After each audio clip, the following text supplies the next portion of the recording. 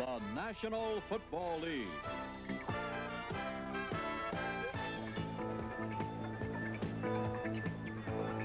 We're in the magnificent city of Chicago, Illinois, beset with Cub fever right now. The Chicago Bears play at Soldier Field. They're 3-1. They're led by one of the great runners of all time, Walter Payton, chasing Jim Brown and about to catch him just 221 yards away. Another great runner in presence, too, Tony Dorsett of the Dallas Cowboys, number 6 on the all-time rushing list.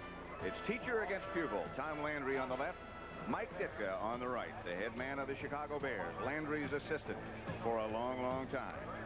The first meeting between the two, it's the Dallas Cowboys against the Chicago Bears. Good afternoon. I'm Pat Summerall here with John Madden. We talked with Tom Landry last night about what he thinks he has to do to beat the Bears, and what did he say, John? You know, Tom was saying that he has a lot of confidence in his defense now. In fact, they're number 2 in the NFL, and he said they're probably playing better than they have in the last 5 or 6 years. He's still worried about his offense in general, but more specifically the running game. They're only averaging 3.5 per run. He feels to be a good running team, you have to average 4.3, and he says until we get that going, and we want to today, he said, but until we do, we're not a good offensive team. Mike Ditka, the head coach of the Bears, of course, is very familiar with the Dallas system. And what do you think he has to do? Well, of course, he's also very confident in his defense. They're number 1 in the NFL, and he's worried about his offense, but for a different reason. He's worried about his passing offense. His quarterback, Jim McMahon, didn't play last week, only played a half the week before against Green Bay, has a broken right hand and a bad back. So he says he thinks he's ready today, but we're going to have to wait and see until he gets that first hit. And the first hit will occur in just a minute as the Bears will kick it off to the Cowboys. Back deep for Dallas, Gary Allen will be number 31. Chuck McSwain also back there, number 35. So it's Allen and McSwain, the two, and Bob Thomas will kick off for the Bears, number 16.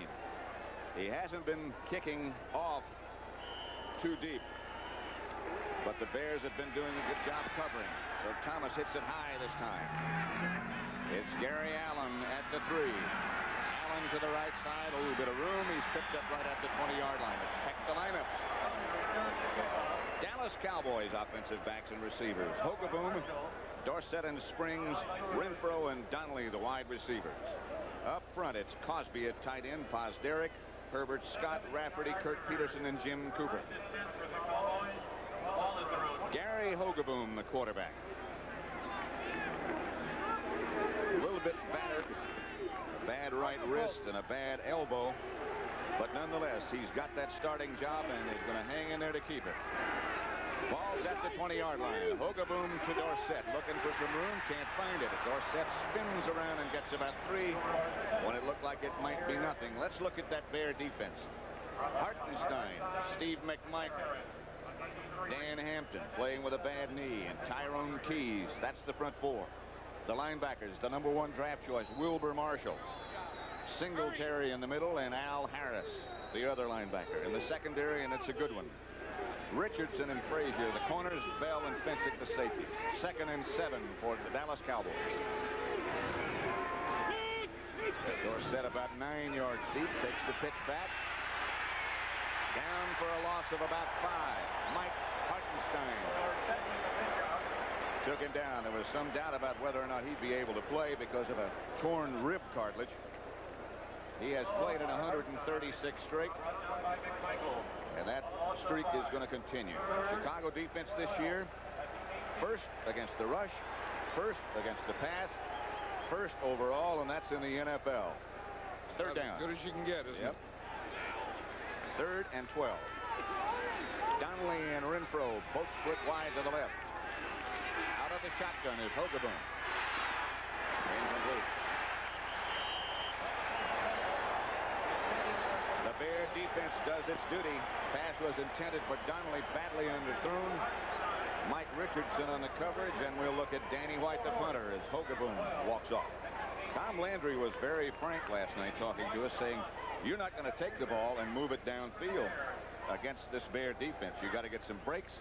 You got to put them in position, a bad position by kicking, and you also have to get a big play. The other thing he says you have to have is patience. I always had a little trouble with that one. Jeff Fisher is deep as Danny White gets off a good punt. The Bears are going to have it in pretty good shape, though. Well, maybe not.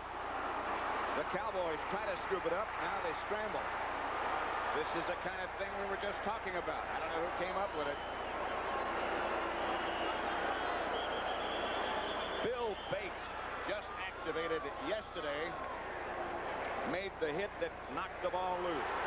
Bates back with a bang. You can say whatever you want about the Hogabooms and the Whites and the Donnellys, but you need guys like Bill Bates on there, and the Cowboys have missed Bates. Just got him back. He hurt his hip in training camp, missed the whole season. Here's his first game. Look at him. He went right in that tackle and hit the ball. Knocked the ball right out, and the Cowboys got it. That's the other thing Landry was saying. He said, we can't really move the ball, but we have to get some big plays, maybe even on special teams. When we asked him if Bates was going to play, he just laughed and said, you bet. You better believe it. Dorsett and Newsom, the two running backs. The fake is to Dorsett. It's out to Newsom, and it's over his head. Newsom had a little bit of daylight, but the Bears reacted. Brian Cabral. That was a good call by Tom Landry. You know, last week, the Cowboys had 33 first downs, and they ran 25 of them. They started out today in the first down and ran first down. On that play, they ran a play fake. You'll make the defense think you're going to run, then they went back to pass. It didn't work, but it was still a good call. Make them think a little bit. Throw off those computers a little. Out of a shotgun, a handoff, Dorsett. Dorsett bounced off a couple of tacklers, didn't get much. So it'll be third down. Tyrone Keys made the hit that brought Dorsett down. Mike Ditka over on the sideline, in shirt and tie. I know what he's thinking, too. You know, they had that last week against Seattle in their first loss. They had a lot of turnovers. And here, you know, he was saying yesterday, against the Cowboys, you have to play error-free football. He said, we can't have those turnovers. And what happens the first time they punt to him? Boom, ball's laying on the ground. 3rd and 9. The ball's at the Bear 21-yard line. No scores yet. Hogaboom from the shotgun. Flag is down.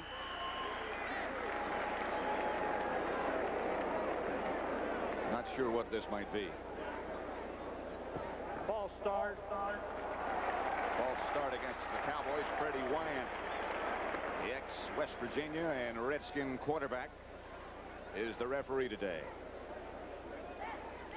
Those ex-quarterbacks make good referees. Well, Freddie Wyant has had some pretty choice assignments, so they must. Of course, he's left-handed. 3rd and 14. Maybe Kenny Stabler will be a referee someday. Can you see that? No. That was on the Cowboy left tackle, Bill Pozderick, removed before the ball was snapped. Wanted to get back there in pass protection a little early. Out of the shotgun. Again is Hogaboom. Newsom comes in motion. Hogaboom with time for Renfro. And again, the Bear defense does its job. Leslie Frazier, one of the two fine cornerbacks they possess, on the coverage. I think that's one of the things, excuse me, Pat, that the Bears have really improved on, those two cornerbacks, Leslie Frazier and Mike Richardson. They have two corners that can cover man-to-man. Therefore, they can blitz a lot more, and on that time it was Frazier against Renfro, and he had him step for step. Raphael Septien from between 44, 45 yards out with Gary Hogaboom holding.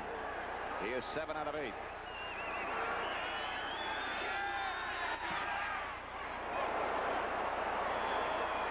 He is 8 out of 9 from 44 yards officially. And the Cowboys break on top after Bill Bates causes a fumble. They get a field goal. 3-0 Dallas. We're talking about the two Chicago cornerbacks, Frazier and Richardson. One of the most remarkable athletic plays we've ever seen was 2 weeks ago. Watch Frazier against Green Bay. This is something 83 is John Jefferson of the Packers, but watch Frazier come over the top, catch that ball in an interception, and not touch Jefferson. I think that was probably the greatest interception that I've ever seen. Leslie Frazier had a lot of problems with pulled muscles, hamstrings. early in his career. That seems to be all solved as Septien hangs it high. It's Dennis Gentry at about the 12. Still on his feet is Gentry. He gets out to about the 27, 28-yard line before Bill Bates makes the tackle. The Chicago offense, Jim McMahon is the quarterback. Matt Suhey and Peyton the runners, Willie Galt and Dennis McKinnon the wide receivers. Up front it's Saldi at tight end, the ex-Cowboy. Jim Covert, Bortz, Jay Hilgenberg at center, Bert Becker the right guard, and Keith Van Horn at right tackle. Well, Bortz is going to have his hands full today with Randy White, isn't it? That's a big key to the game. I think if Mark Bortz, the left guard of the Bears, can block Randy White, then McMahon's going to get a little time. McMahon, very successful so far percentage-wise, but not health-wise. He has a bad back and a bad finger. It's Peyton on first down. Peyton bopped by Anthony Dickerson after a couple of yards. Line of scrimmage is just outside the Bear 30.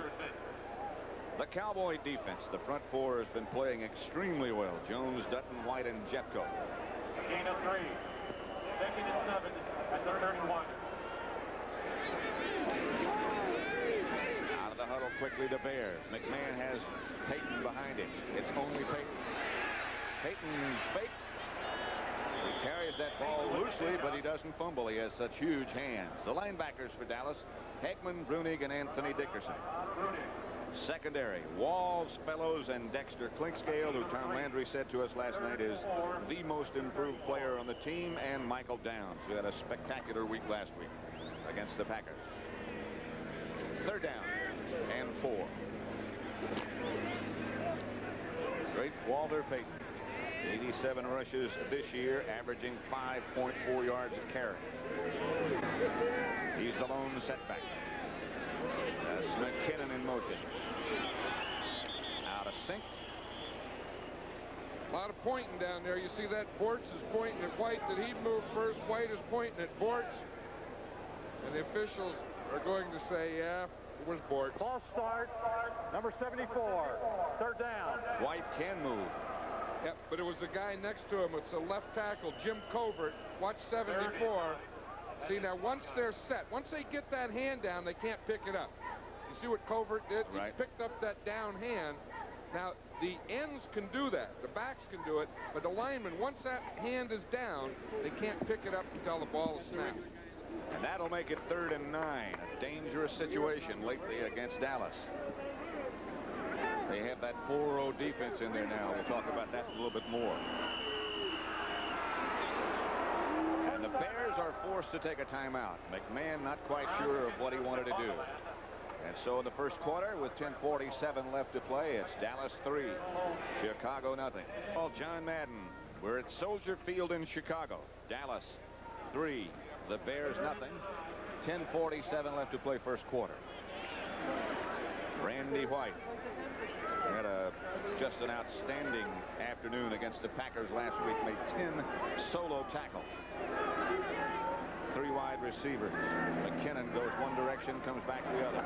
Out of the shotgun is McMahon. No blitz. Caught by McKinnon. Lost the ball. Bears got it back.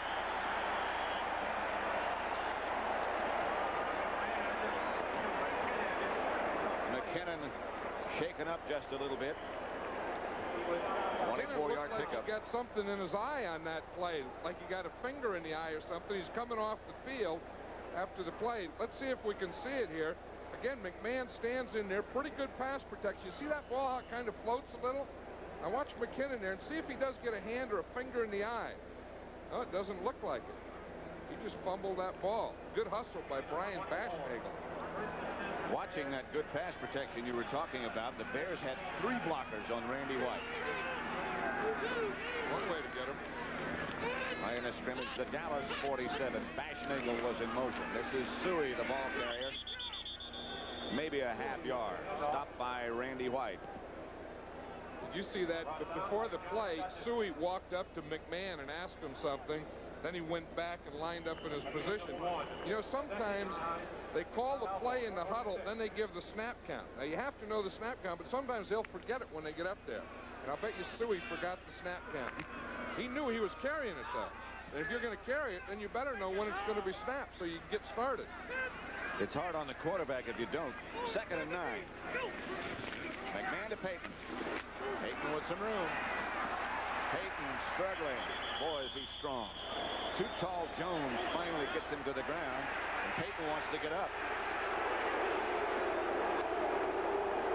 I'm sure the Cowboys caught that. That's what Too Tall saying. That's what my coach said to do. Tom Landry was saying, you know, one thing about Walter Payton is he is never finished until the whistle blows. He said a lot of backs, once you get them, they just kind of give up a little. He said, not this guy. He said he hits and those feet are going, and he'll drive, he'll take on anyone. And I'm sure he told his defense, look, you got to take that guy and you have to finish him off. So it'll be 3rd and 3 at the Dallas 40. Cowboys leading 3-0.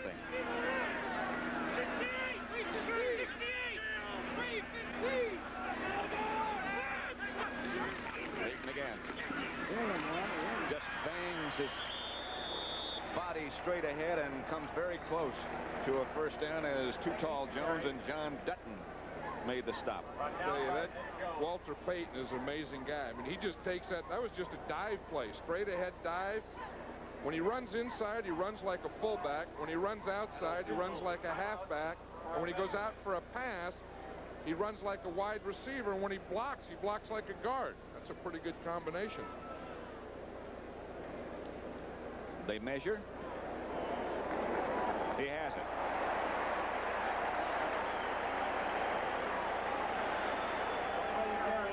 That's just because of his drive. I mean, he just took that thing and boom, he pounded it right in there. Just that leg strength and massive strength he possesses. He really isn't that big, but he plays big. I'll tell you, he does. I mean, he really has a body on him. We saw him yesterday. I mean, he is so big and compact and strong. Amazing guy. They made a pretty good deal there, and they made him. He is the lone setback. He being Walter Payton. McKinnon comes in motion. They give to Payton to the other side. He jumps. Hit by Dexter Clinkscale and somebody else underneath the pile. Randy White. You know, the last time the Cowboys played the Packers, Walter Payton gained 179 yards against them. The Cowboys beat him 10-9. But Tom Landry says, what we have to do is, he said, we have to control Walter Payton. He said, you don't stop him. He said, you just control him. I said, well, what's that mean? And he said, keep him under 100 yards. So I would imagine that's one of those goals that they put on the blackboard this week. Yeah, things we have to do. You know, like a shopping list. Things to do today. Pick up, cleaning, do that. Payton under 100. 2nd and 9. The Bears go with 2 tight ends. This is Moorhead in motion. McMahon to Suey. Suey got some room, and he gets down inside the Dallas 30. It looks like another Bear first down. Bob Brunig, there was some question about whether he'd play or not, made the tackle. You know, that Suey there, he'll finish a run off, too. This is what we used to always try and teach our backs. You know, that a lot of backs can get to the hole, get through the hole. Look, he follows that big line around here. Now watch him here. He makes that burst here, but watch him finish off the run. Put the head down, boom, boom, boom. You'll get a couple more steps and about 3 more yards. Finish off the run. 3rd and about a foot.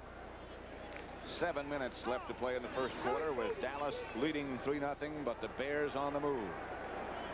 This is the kind of game they want to play. Ball control. Payton was the man in motion. McMahon goes on the quarterback sneak behind his offensive center Hilgenberg and makes the first down. I remember talking to Mike Ditka yesterday, and he was talking about he volunteered the information. He said if I had to pick the most valuable player in practice this past week, I'd pick my offensive center, Jay Hilgenberg. I don't think I've ever heard that said before. I don't think so either. It's usually a wide receiver, a running back, or some defensive player, but he chose the center.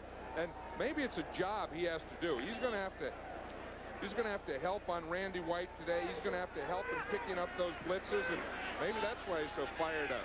Randy White's darn near right on his head this time. Payton by Clinkscale, but a good gain of about 6. They did a job up the middle. Watch him here. Now what happens? Now watch Randy White there. He starts going to his right. Hilgenberg, the center, just takes him that way. The guard folds around, and Payton hits that thing right in behind him. Center blocks one way, guard folds around. Watch it here. Watch the center block to the left, the guard fold around. Watch it come right up here on 53 Brunig, and then Payton goes right off the center. Here's Payton again, this time smothered by Ed Jones. One of the things that people believe you have to do against this flex defense of Dallas is be able to run straight at him. I think that's the thing. You know, we talked about Mike Ditka having been there with the Cowboys, and he says he knows that defense, and that's what he would say. You have to run at it because they're all set up for pursuit. They have the flex, the guys up and back and so on. And if you sweep and pull guards, they'll get in there behind you. But if you just run right at them, and that defense has to sit there and take it on.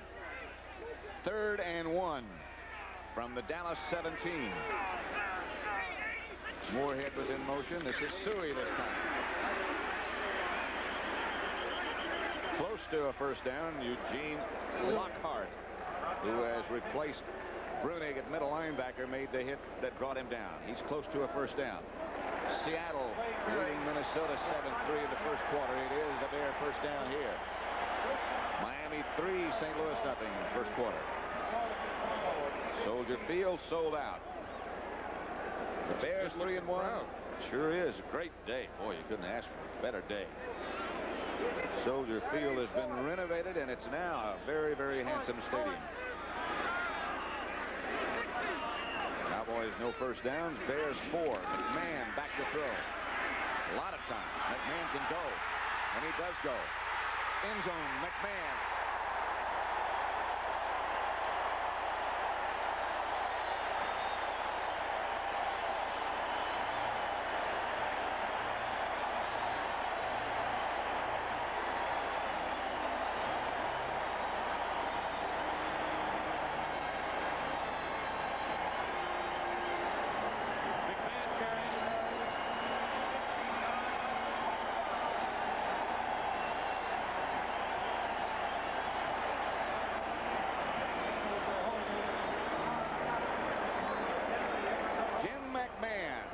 The Bears ahead with a 16-yard touchdown run.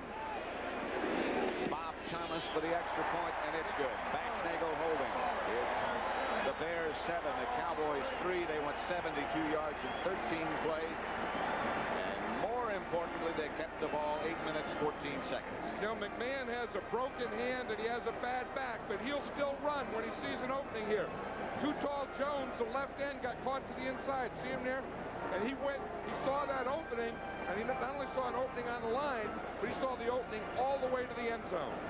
So 3:57 left to play in the first quarter at Soldier Field, and the Bears lead the Cowboys 7-3. Pat Summerall and John Madden at Soldier Field in Chicago on the shores of Lake Michigan. The Bears with a very impressive drive. Bob Thomas to kick off. Gary Allen at the 3. Allen breaks one tackle, gets back to the 20.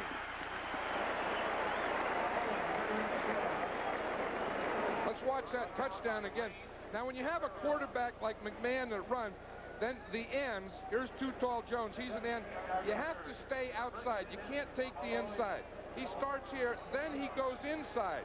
McMahon drops back, sees Jones caught inside. He comes out here and runs straight up in this hole. Now watch Jones. See, he's outside. He goes on Keith Van Horn. See the inside move there? Now McMahon sees it, see? Now he comes out, clear field, all the way to the end zone. Look out. Now we're back with a Dallas first down and Hogaboom after Donnelly. Leslie Frazier was the defender. Dallas first down. Look at that scoring drive. That was the thing, you know, that maybe Jim McMahon, you know, he has that broken hand, and he really has trouble passing. We were watching him in the pregame warm-up. The balls were kind of fluttering on him. But maybe just his leadership, his presence out there, you know, does something for this Bear offense. Surely it looks like it. Here's Hogaboom going to throw again. Blitz coming. They had a screen call. They got the right play. This is Dorsett still on his feet. He might be gone. Dorsett, good night.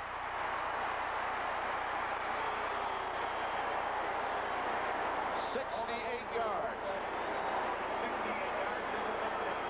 Is that the right right play in that situation? That was the right play. As you said, they had the blitz on, and then the line was all able to get out in front of Dorsett. There was only like 2 Bear defenders out there. You give him that kind of room,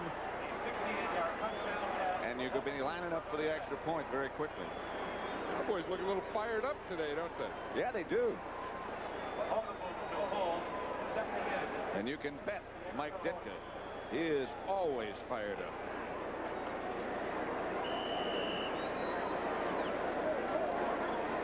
Raphael Septien with Hogaboom holding. Will try for the extra point. Low snap. Hogaboom got it. Septien hits it. It is Dallas 10. The Bears 7. Let's watch that play again. Now the Bears all get caught inside. Now watch Dorsett. He fakes a block, has his lineman out here in front. Hogaboom loops it up over Hampton, and then here comes Dorsett. Block, block, block. He just ran right through about 4 of those Bear defenders, and then he outruns the last one, Mike Richardson. 10-7. Cowboys lead with 3 minutes left to play in the first quarter. Chicago 7. Bears kept it 8 minutes and 14 seconds to get their touchdown. Dallas did it in 2 plays and much more quickly. Here is Septien kicking off in the direction of Jack Cameron, who will take it at the 3. He can make some things happen. Hit by Septien, slowed him down enough for Bates to make the stop. Victor Scott was over to help out, but a good return. Let's watch the touchdown again and see what a screen pass is. Dorsett is here. He's going to fake here and then come back out. His lineman, we see Herb Scott, he gets out after they let him go by, and then Rafferty, the center, gets out, and then Kurt Peterson gets out, and they form a line right down the field. Now watch what a screen pass is. But here's Dorsett. He fakes to the right, comes out here. Now watch, here's Herb Scott, 68. He's the first guy right there. He gets that block. In the meantime, the Bears are out quickly and ready to go with Matsui, the ball carrier, and Randy White out to make the stop after a gain of a couple. Anyway, on that touchdown play, Scott got the first block, and then Tom Rafferty and Kurt Peterson got the second blocks that sprung him. Good play. Not a bad return either on that kickoff. Good one. The Jets leading New England 7-0 first quarter. The Jets seem to have put together the missing pieces. Indianapolis 7, Buffalo 0. Second and 10, they say no gain. Maybe about a foot. McMahon sends McKinnon in motion. He has Payton alone set back behind him. Draw play Payton. Payton into the Dallas secondary. Payton into Dallas territory. Everson Walls finally brings him down. A Bear first down at the Dallas 38-yard line. Did you see those feet on Payton? You know, they always talk about great backs have great feet. And I think on that play, we'll see Payton's feet. Watch the draw plays, the only back in the backfield, a little delay, takes the draw. Now watch those feet go. Boom, boom, boom, cut out there to the right. Look at that cut right there. He planted that left foot way out the way. Then right at the end, put both hands over the ball to protect it. Look at those feet go and those eyes, the vision, that cut. And now put both hands over it and finish it off. Boom. 45 yards for Payton, more than that now as he barrels for about 9 more. Is he something? 54 yards now for Payton. If he keeps going at this, it's still the first quarter. He has over 50 yards. They aren't going to keep him under 100 yards today. That's one goal that they better cross off. They're going to have a committee meeting. I'm saying, man, I know you can't stop him, but doggone, control him. Well, they're doing what they said they had to do, and that is go right at that flex defense. Go straight at it. 48 seconds left to play in the first quarter. Line of scrimmage, the Dallas 28. Payton again. Enough for the first down. Randy White will be on the bottom of that pile, number 54. Look at that. Mark Bortz is doing a pretty good job of blocking Randy White. Last week, you know, we saw that didn't get done, but here, watch him. Bortz is number 62. Right to the left of center. Now watch him. See, he fires in, stands him up, and here comes Payton right in behind. Only made a couple yards, but it was a first down. But I'll tell you, he is controlling Randy White so far. First and 10 for the Bears from the Dallas 25. Now Here's Payton again, bouncing off people. Dutton and Jones make the stop. Payton got a couple.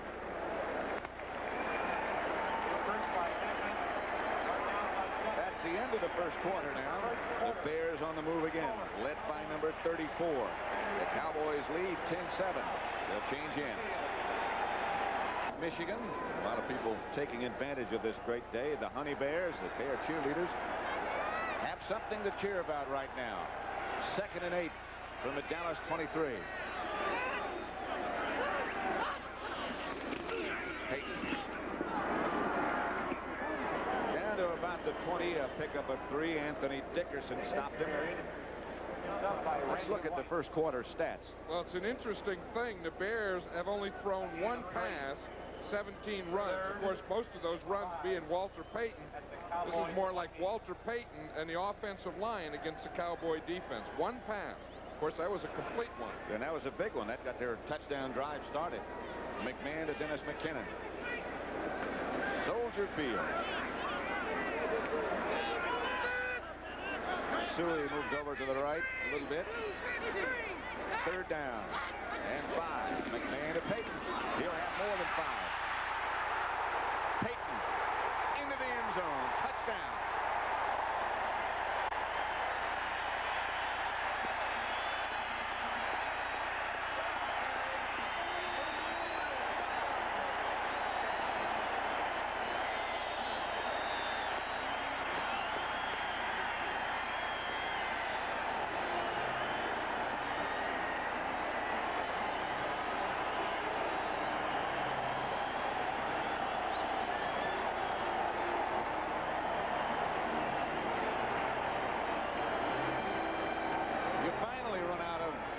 Superlatives. Well, another superlative could be the block of Matt Suey on that play. His fullback kicked out the linebacker, made a heck of a block. Bob Thomas for the extra point with Baxnagel holding. Bears back in the lead. Now it's 14-10. 57 yards, 7 plays. Payton has now picked up 82 yards and 13 carries. And closing in on Jim Brown as the all-time leading rusher. Field, Chicago. Pat Summerall, John Madden. Bears have just recaptured the lead on Walter Payton's 80th touchdown of his career. 14-10 the score with 14:09 left to play in the first half. Moving up with the all-time lead. Thomas will kick off. Gary Allen and Chuck McSwain back deep. Knuckleball kick. Allen fields at about the 3. Got one good block. Got one great block from Bill Bates. Boy, did he level somebody. Talk about a block. Watch this one. Watch Matt Suey here. You know, backs have to block for each other. Suey comes in and kicks out the linebacker here. Kurt Becker, the guard, gets another good block. But watch a block right here by Suey that springs Payton on that touchdown. Watch him. He comes in the linebacker right there. See it? And then Payton can come and run right off that block. Makes a nice move right at the end on Everson Wall. And so Dallas takes over inside their own 20. Ogaboom gets it out to Cosby, and Cosby heads upfield. Knocked out of bounds by Al Harris. Cosby not enough for a first down. A +7, a gain of 7. The number 1 and 2 defenses in the NFL are being hammered a bit right now. I think maybe Mike Ditka does know a little about this Dallas defense and the way to go after it. And the way he's doing it, as we said, is just running right straight at it with power football. And of course, it helps when you have Walter Payton. That's 90% of it. 2nd and 3 as Dorsett moves back deep, almost out of the picture. Here's Dorsett. He maybe gets back to the line of scrimmage, but certainly nothing more than that. Dan Hampton. Some question about whether number 99 Hampton would play. He hurt his left knee last week against Seattle, and he's limping a little bit right now. That was the thing that Tom Landry was saying. He says we have to control Dan Hampton. Usually he alternates. The Cowboys do Herb Scott and Glenn Titans are at left guard. Today he said he's going to play the one that blocks Hampton the best. Right now it's Herbert Scott. Ogaboom has Newsom in the backfield. That's Renfro in motion. There's a penalty marker down. Renfro will have plenty enough for a Dallas first down, but I think he was in motion. Gary Fensick made the stop, 29-yard pickup. It's against the Bears.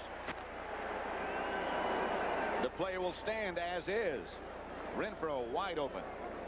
He was, you know, he started in motion and then he came back underneath the defense. You always talk about underneath. That means behind the defensive line and in front of the linebacker. First down. Watch him. He comes in motion across there. Now he's going to come back in here. Now across. You see him in front of the secondary there. And he just outruns Gary Fensick. Fensick eventually will catch up with him. The Cowboys move into Bear territory. Renfro, of course, obtained in the offseason in the trade for Butch Johnson. Overboom toward Cosby again. Cosby inside the Bear 30. Tripped up by Fensick. Another Dallas first down. I think Tom Landry and the Cowboys said, to heck with that running. We're only averaging 3.5 this season. Let's start throwing the ball. See if we can find Doug Cosby in there. Hit him on and out.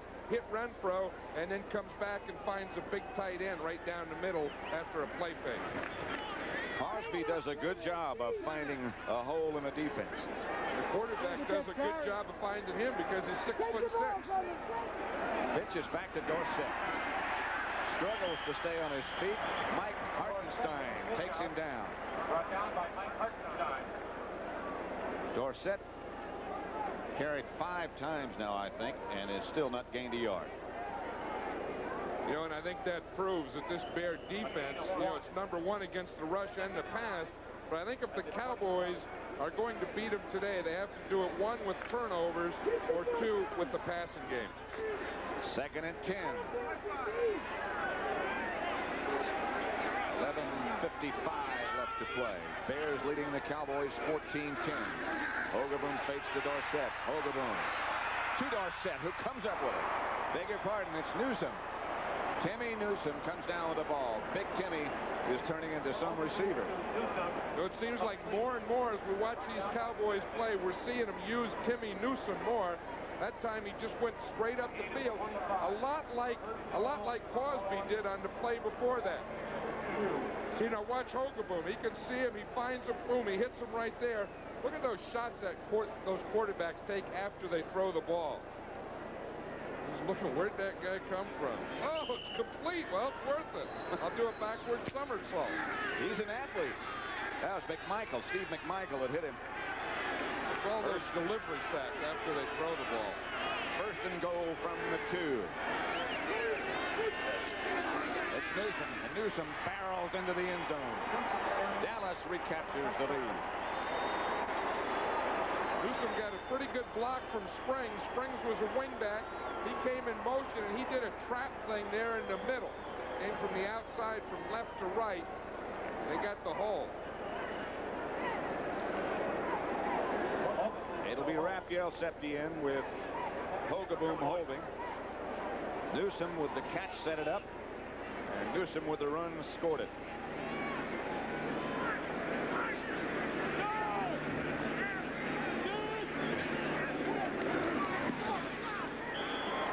It's 17-14.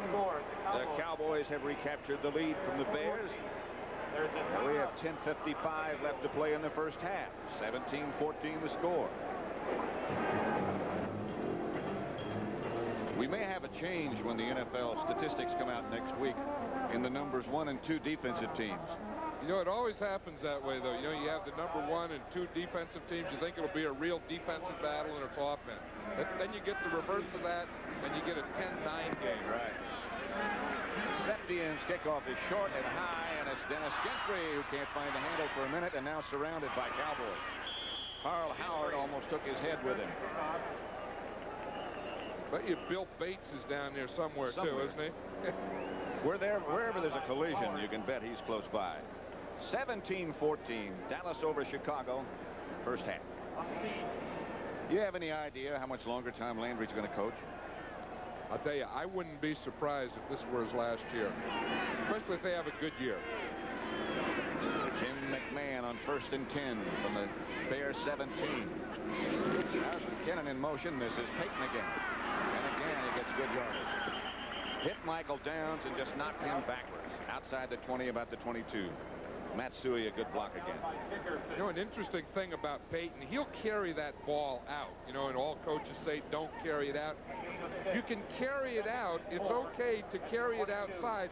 But right at the end, put it away. You see how he does at the end there? He puts both hands on it. When he's running, I think for speed and balance, I think you have to keep the ball out. And then you just put it away when you're going to get hit. He got 6 yards. He now has 88. It's 2nd down and 4. Payton in motion. Sui, the ball carrier. Sui. Up quickly is Michael Downs. And maybe he got to the line of scrimmage. We'll check our scoreboard now and see what's happening around the rest of the NFL. New England and the Jets tied at 7, second quarter. Indianapolis Colts 7, Buffalo nothing. That's in the second quarter. Kansas City and Cleveland nothing, second quarter. Miami 2 field goals by Von Schoeman. They lead St. Louis 6-0. Seattle over Minnesota 7-3 in the second quarter. Here it's 3rd and 4, and the Cowboys lead the Bears 17-14. It's also the highest scoring game so far. We got some action here. Whoa. 3rd down and 4. Sui. He won't get it. Yes, he does get it. The Cowboys had him hemmed up and surrounded, and he cut back between 2 tacklers. Michael Downs. I think the Cowboys thought the same thing you did. We got him, he got him, let him go, and then he just kept running and went right through him. 10 yards to go. You never think you got him. You got him. Watch him here. I think that happened. What now? It's just a pitch out there. They read it. The Cowboys are all running down the line. We got him. Look, we got him. Keep him inside out, inside out. I got him. Oh, no, I don't have it. Down there. Oh, I got him. Finally, we get him.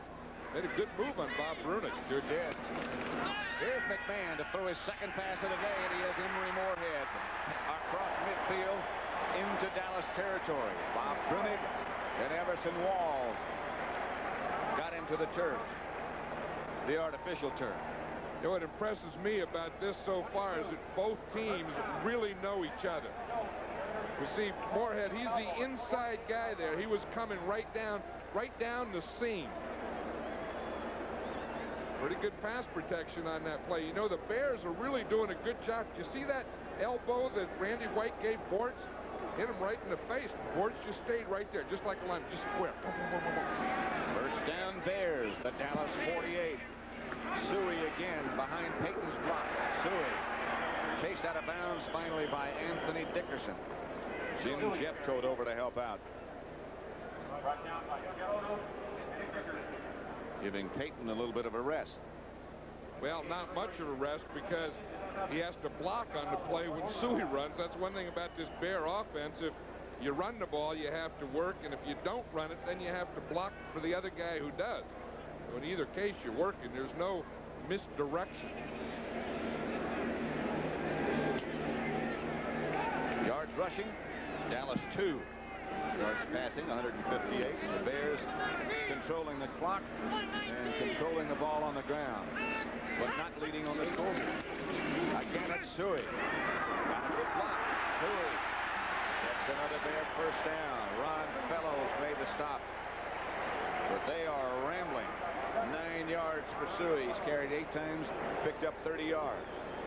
That wasn't a bad play. They put Payton in motion to the other side and brought Matt Sui back to the left side behind a block by Keith Van Horn, the right tackle. Let's see if we can see it. Now watch the right tackle. See, there goes Payton. Now watch the right tackle, Van Horn pull. Sui gets right in behind Van Horn, 78. He makes a block there. Sui runs right off it. First down Bears, the Dallas 36. McKinnon starting in motion. This is Payton on first down. Payton's over 100 yards, and he's got another Bear first down. Ron Fellows had to make the tackle. So much for controlling Walter Payton and keeping him under 100. Just said the first half. Watch those moves that he makes. Plants that right foot, takes that little jump. Then he knows which way that end zone is. Square those shoulders, boom, right up the field. Cowboys are saying, what do we have to do to stop this guy? Well, there's not much you can Nobody's ever stopped him. 15 carries, 102 yards. And it's not even halftime yet. That 100 yards ties Jim Brown's record for the most times over 100. This time the Cowboys hit him at the line of scrimmage. It's Randy White and Bob Brunig. You know, Walter Payton was saying the other day that this is his 10th year in the NFL, and he said the hardest that he's ever been hit has been by Randy White. The way he's shaking his head there, that may be the second hardest he's ever been hit. In case you're wondering who had the best day ever against the Dallas defense, it was Jim Brown, who picked up 232 yards back in 1963 against Dallas. Earl Campbell got 195. Wilbert Montgomery got 194 in a playoff game. This is Suey. Draw play. Scrambling for some yards, gets down to about the 17. Heckman and Brunig. It'll bring up a third down. Well, we had a little fighting going on down there. That was Mark Bortz. You know, Mark Bortz is his first year starting as a left guard or a guard for the Bears. He was a defensive player originally, couldn't make it, so they moved him to offense. Now he's starting. Mike Ditka said yesterday, the good thing about Bortz having to block Randy White is he's naive. He said he doesn't know him. He's never heard of him. He doesn't know what he's in for. Third down and 5. Bears 6 for 6 on their third down conversion. McKinnon goes in motion. McMahon out of one grasp. Down in the second one. The first sack. McMahon couldn't find anybody, and the Cowboys take him down. John Dutton, I think, was the first man to get the hand on him. Then arrived Jeff Coate, and then Anthony Dickerson. Now, this is good coverage by the Cowboys secondary, because we'll see McMahon starts out. He has some time, but he can't find anyone open, and Dutton was the first guy there. When you get a guy like John Dutton, you know, 6'6", coming straight at you up the middle, he blurs the field on you. Bob Thomas will try to tie the score. He is 7 out of 9. This one is from 41 yards out. Batschnagel is holding. Thomas gets it high, but it's wide right. So Dallas hangs on to that lead. 17-14 with 4:11 left to play in the first half.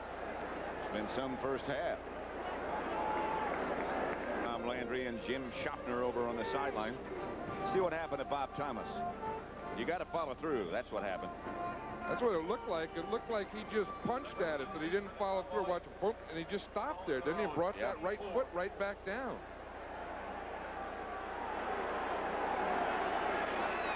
Like he was trying to go to right field, and he did. Hogaboom has the handoff to Timmy Newsom. Newsom by Mike Singletary. Dallas has had the ball 7 minutes, 1 second. The Bears 18:48. But the Cowboys lead 17-14. And we have just under 4 minutes left to play in the first half. Be 2nd and 8.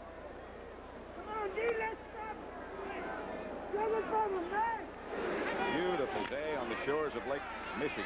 Danny White, starter for 4 years, now the punter and the backup. They need 8 for a first down. They're at their own 26. Hogaboom back to throw, chased by Hartenstein. Gets it outside to Newsom. That's that old misdirection play, that bootleg, where they put the lineman going one way and then they come the other way in a bootleg. Now watch him here. He's going to end up coming to this side. You see the lineman pull it the other way? Hold those linebackers, and he comes out here and he finds the back out there, Timmy Newsom. That really does hold those linebackers when you get those linemen pulling the opposite way that the quarterback goes. Hogaboom is 7 out of 10, has hit 7 in a row. 3rd and a yard.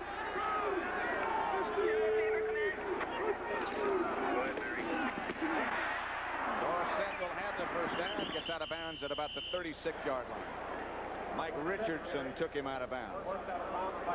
This telecast is presented by the authority of the National Football League. It's intended for the private use of our audience.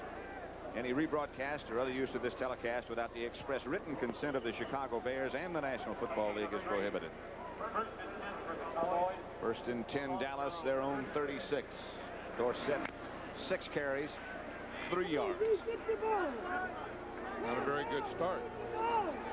Tough Bear defense against the rush. Hogeboom, though, has found some holes in the secondary. Here comes Dorsett. To about the 42. Gary Fensick, the safety man, came up to make the stop. See what they've done on first down so far. Well, you know, one thing we said last week, the Cowboys, 25 times they ran on first down. It looked like they looked at that, and now they've run 5 plays and they've passed 3 plays. The Bears are just making a run scrimmage out of this thing. Right. Second down and 4. Looked out of sync, but yeah, there's the flag. Knew it had to be. Yeah, it looked like it was on Cooper there, the right tackle of the Cowboys. Right side, offensive line. Ball start right side, and that's where Cooper is. Check out the scores again and see what's happening elsewhere. 7-3 the Colts over the Bills now, second quarter. Miami is 12-0 over St. Louis. Dan Marino has hit another touchdown pass. This one to Joe Rose. He has turned into quite a quarterback.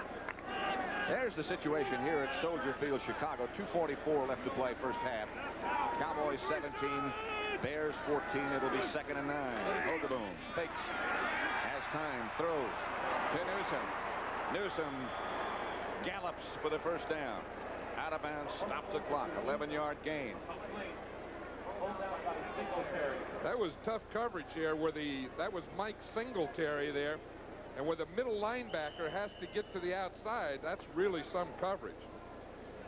Tell you what, there's a good example of the strength of the arm of Gary Hogeboom. He had to really zip that one, and he did.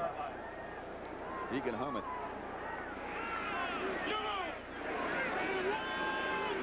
First down, Dallas, and Hogeboom gives this time to Dorsett. Again, they contain him. A loss perhaps of a yard. Wilbur Marshall made the stop. Walter Payton in the headband watching his adversary, although he and Dorsett are reasonably close friends. He's really had some first half. And you see who he sits right next to? His blocker, Matsui. You always stay around those blockers. You'll see a running back. You'll always keep pretty close contact with those guys and his offensive line. You buy him dinner and do all those things. Oh, yeah, a lot of hang out with those guys. A lot of hang time with those guys. Second down, 11. Hogeboom has been able to move it through the air. That'll be the 2-minute warning. And notified will be Landry and Ditka. Both teams, well, the Dallas Cowboys have 3 timeouts left. The Bears only have 2. 17-14 score. 17, Chicago 14. Second quarter, the timeout situation. Dallas 3, the Bears 2. Second and 11. Cowboys their own 47-yard line. Hogeboom back to throw. The first sack by the Bears. Steve McMichael. That was a line stun on that. See if we can see it here. Steve McMichael's crossed on that play. Okay, now just watch it here. We'll get a cross. Let's see if we can get this type of thing. Here's McMichael. He's going to cross and come right up the middle. Now watch that. That's what they call a twin stunt. You see Hampton go outside. Here comes McMichael's on the cross right up the middle. Hampton occupied 3 blockers. That's part of the reason. He's from Arkansas. McMichael's from Texas. They play side by side. That sack again, and we'll see Dan Hampton does take 3 blockers. Watch, here's Hampton. He comes this way. He takes all 3 of these blockers, then McMichael comes in the cross. Now watch 99 Hampton come to his left. 1, the center, the guard, the tackle, and look what happens. It frees McMichael straight up the middle. That's a defensive play. Defense has plays too. That makes a situation where the Cowboys need 22 yards for a first down. Score is 17-14 Dallas. Minute 50 seconds left to play in the first half as Hogeboom will operate out of the shotgun. Bears not showing blitz yet. And they don't. Flag is down on the far side of the field. The pass is incomplete, intended for Renfro. Let's see who the penalty's against. Cowboys punting unit has already come on the field. I'll tell you, did Hampton hit Hogaboom on that play just as he threw the ball? Illegal motion. Declined. Fourth down. Their defense does its job. That's what they have to do, but watch the end of the play, and you can see why it's an incomplete pass. Watch here. He goes up to throw, and there's Hampton right on him. Oh. You can't see guys when you got guys that big with those arms. Look at those arms and stuff on them, hanging on. You can't throw the ball like that. Danny White in to punt, only the second punt of the game. Bears have not had to punt yet. Jeff Fisher goes back deep for the Bears. Remember what happened the first time they tried to handle it. Cowboys recovered the fumble and got a field goal by Septien. And that's the difference. White. Not much of a kick.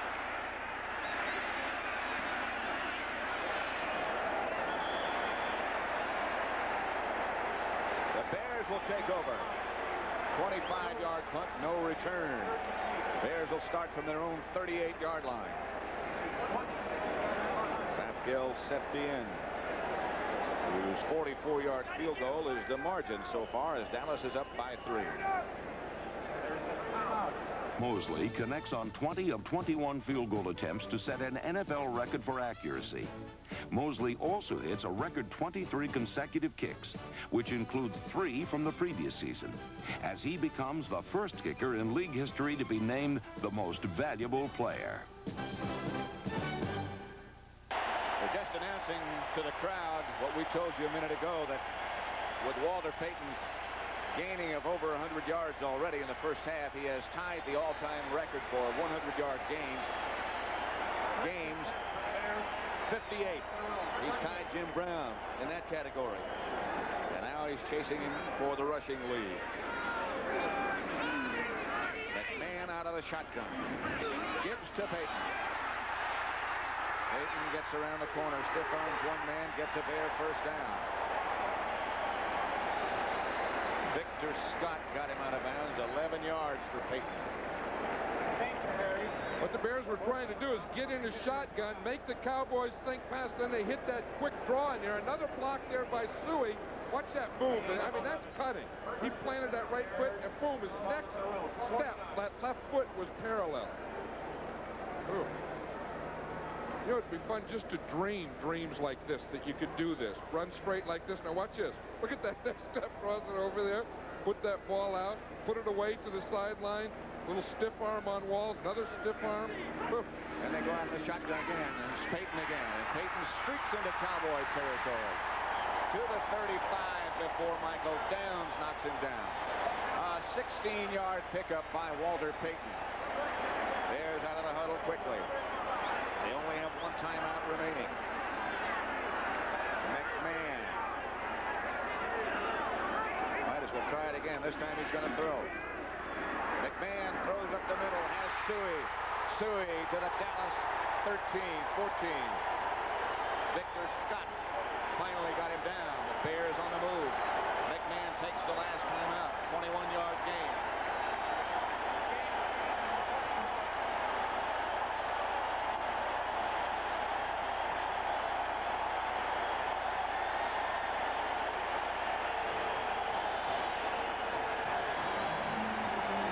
Soldier Field is erupting with the fan enthusiasm for the Bears.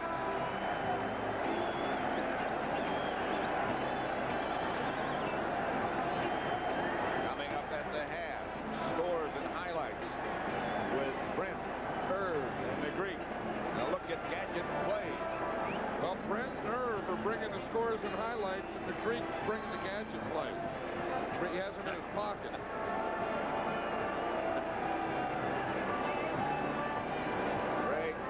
Ball crowd, total sellout. McMahon comes back in. You notice on the sleeve of Jim McMahon, there are the initials GSH. And that is in tribute to the late owner of the Chicago Bears and one of the founders of professional football, George Stanley Halas.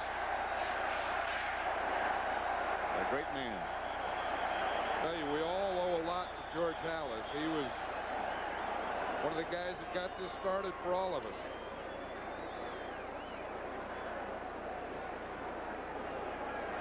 Peyton asking this most enthusiastic crowd to be a little bit less vocal so they can hear what they're trying to do. This drive has been only 3 plays. Peyton for 11, Peyton for 15, and the pass to Suey for 22. And there's the Dallas 14. McMahon asking for quiet. He starts McKinnon in motion. To Peyton. Randy White made the stop, but Peyton got a couple. Now they got to hurry. They don't have another timeout. They're at the 11.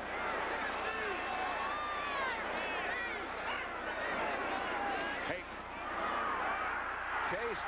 Now this time they control it. That's the way you have to do it. You got to get everybody chasing. Clock still goes. No timeouts left for the Bears. They're going to have to hurry. They ought to throw one and get, well, of course, it's 3rd down. If you throw it, you have to try and complete it. McMahon has it complete to Willie Gault. Inside the 9, but inbound. But inbounds, and it didn't make a 1st down. They have to try and get in. They're not going to make it. Not going to make it. They let the time run out. They can't do it. Flag is up. Thomas is good, but the time expired. That was not very smart. Well, they didn't. I think they had 1 extra run in there. What they should have done, that 2nd down should have been a passing play to stop the clock, either thrown it to the sideline or in the end zone. When they ran 2, then that 3rd play still could have been out of bounds, but they didn't. So they really had 2 bad play selections in a row. So Tom Landry's team heads for the locker room, being battered and bruised, but still leading 17-14. Thomas is arguing about whether that field goal was good or not. It was good, but the time had run out. So the halftime comes, and Dallas leads by 3, 17-14. Great first half. Welcome back to New York. I'm Brent Musburger along with Irv Cross. And Irv, we have the gentleman, our friend the Greek, who assured us this was going to be one of the lowest scoring games of the year. You're not kidding. Did you notice what McMahon tried to do at the half? He's trying to uphold me. Yeah, wasn't that terrible, though, that they couldn't get the ball out of bounds and kick the field goal like John pointed out? Terrible. Irv and Jimmy, let's get everybody up to date with the scores and some of the highlights. If you've joined us late, we'll show you exactly what went on in Soldier Field. Here's an interesting game. The Jets leading 14-7 right now. Eason has a touchdown pass for the Patriots in that game. Ryan has one to his friend Wesley Walker. That was 12 yards out. Tony Franklin has missed 2 field goals in that contest for the Patriots. And Buffalo and Indianapolis. Buffalo has just gone ahead 10-7. Good story here. Joe Dufek, the former Yale quarterback, has stepped in to quarterback the Bills for the first time. Joe Ferguson is forced out. That stops his streak right now at 107 starts with that team. And Dufek, in his first appearance, he threw the touchdown pass, and he has them ahead right now, 10-7. Cleveland and Kansas City, tough defensive game. The Browns leading it by a field goal over the Chiefs. And Jimmy said that Miami right now has to be rated as the top team, even better than the Raiders. It's 19-7. They look excellent again. However, there is one note that is really going to affect the Dolphins. Kim Bocamper suffered a broken left ankle at warm-ups prior to the start of this game, and he, of course, is the heart of that defensive front for Don Shula, and they are going to miss him tremendously. Again, it is 19-7. Now, Jan Stenerud has just booted his 2nd field goal in this game, and that cuts Seattle's lead to 7-6, and Craig hit Largent with a touchdown pass. That covered 20 yards in that game. And, of course, a terribly entertaining one you're watching unfold in Soldier Field right now. The difference, Rafael Septien kicking that field goal that had the Cowboys ahead. And here's what happened after this. Jim McMahon will drop back and roll to the right, and John Madden diagrammed how Too Tall Jones crashed in. That left this alley open, and McMahon got into the end zone, 16 yards, and it was 7-3. Now watch Gary Hogaboom in this next sequence. He'll fake a handoff. They'll go outside on the screen to Dorsett. And Tony may have the quickest start of any back in the NFL. Once you give him daylight, he can accelerate 68 yards for the touchdown. Cowboys regained the lead. Now it was 10-7, and Mike Ditka very unhappy with his defense at that point. But McMahon came right back, and what an afternoon Walter Payton is having. He carried 20 times for 130 yards, and now he is just 92 yards short of the great Jim Brown. Jimmy, you cannot say too much about one Walter Payton. He's the greatest runner. He's not a halfback. I mean, not just a runner. He's a halfback because he can pass, he can run, he can block. He does everything, and he's a super young man besides. Would you like to wager a guess as to what is going to happen in the second half, or have you decided? It's going to be very close and a very low-scoring game. All right. Herb, this has been kind of a wild year for running backs in general. Well, a lot of fun plays, Brent. You know, the hot dog artists in the NFL have been told they can't dance on the field this year. So instead, some players are marching to a different drummer and coming up with razzle-dazzle plays that keep things moving at a ragtime beat. And it's a fake. The fake is in vogue throughout the NFL this year. The Rams didn't get a kick out of Bengal punter Pat McInerney. Instead, he passed for a long gain. And the Lions dusted off an old favorite, the flea flicker, and caught Minnesota's defense off guard last week. But the real trick is when to resort to these gimmick plays. I think you got to see a spot to want to use those. You've got to also think that would work for some reason, and then you got to find a place in the game where it fits in. So it is not just something you go out and say, hey, here's a gadget play, let's run it. You just try to keep your teams off balance, and you put in a trick play every once in a while, but that does add a little bit of extra excitement into a ball game. Sometimes the trick play artists outsmart themselves instead of their opponents. This giant reverse may have seemed like a good idea at the time, but the result was a Redskin touchdown. And you can be sure that Lion coach Monty Clark didn't enjoy looking at the reruns of this botched-up effort. Both plays are great as long as they work, and you give them a lot of praise. If they don't work, then you're asking them, what in the world are you trying to do there? But when they do work, you find new stars at odd positions. Here's Viking quarterback Tommy Kramer receiving a big pass. And forget about that white Hogaboom rivalry in Dallas. The passing star of this Cowboy touchdown was receiver Mike Renfro connecting to Doug Donnelly. I thought that ball had helium, and it just wouldn't come down, and it doesn't matter how it comes there, though, I guess. I don't think Danny or Hoagie are worried about my talents, but Steve Pallure, our third-string quarterback, might have a little problem. He might move to 14 this week.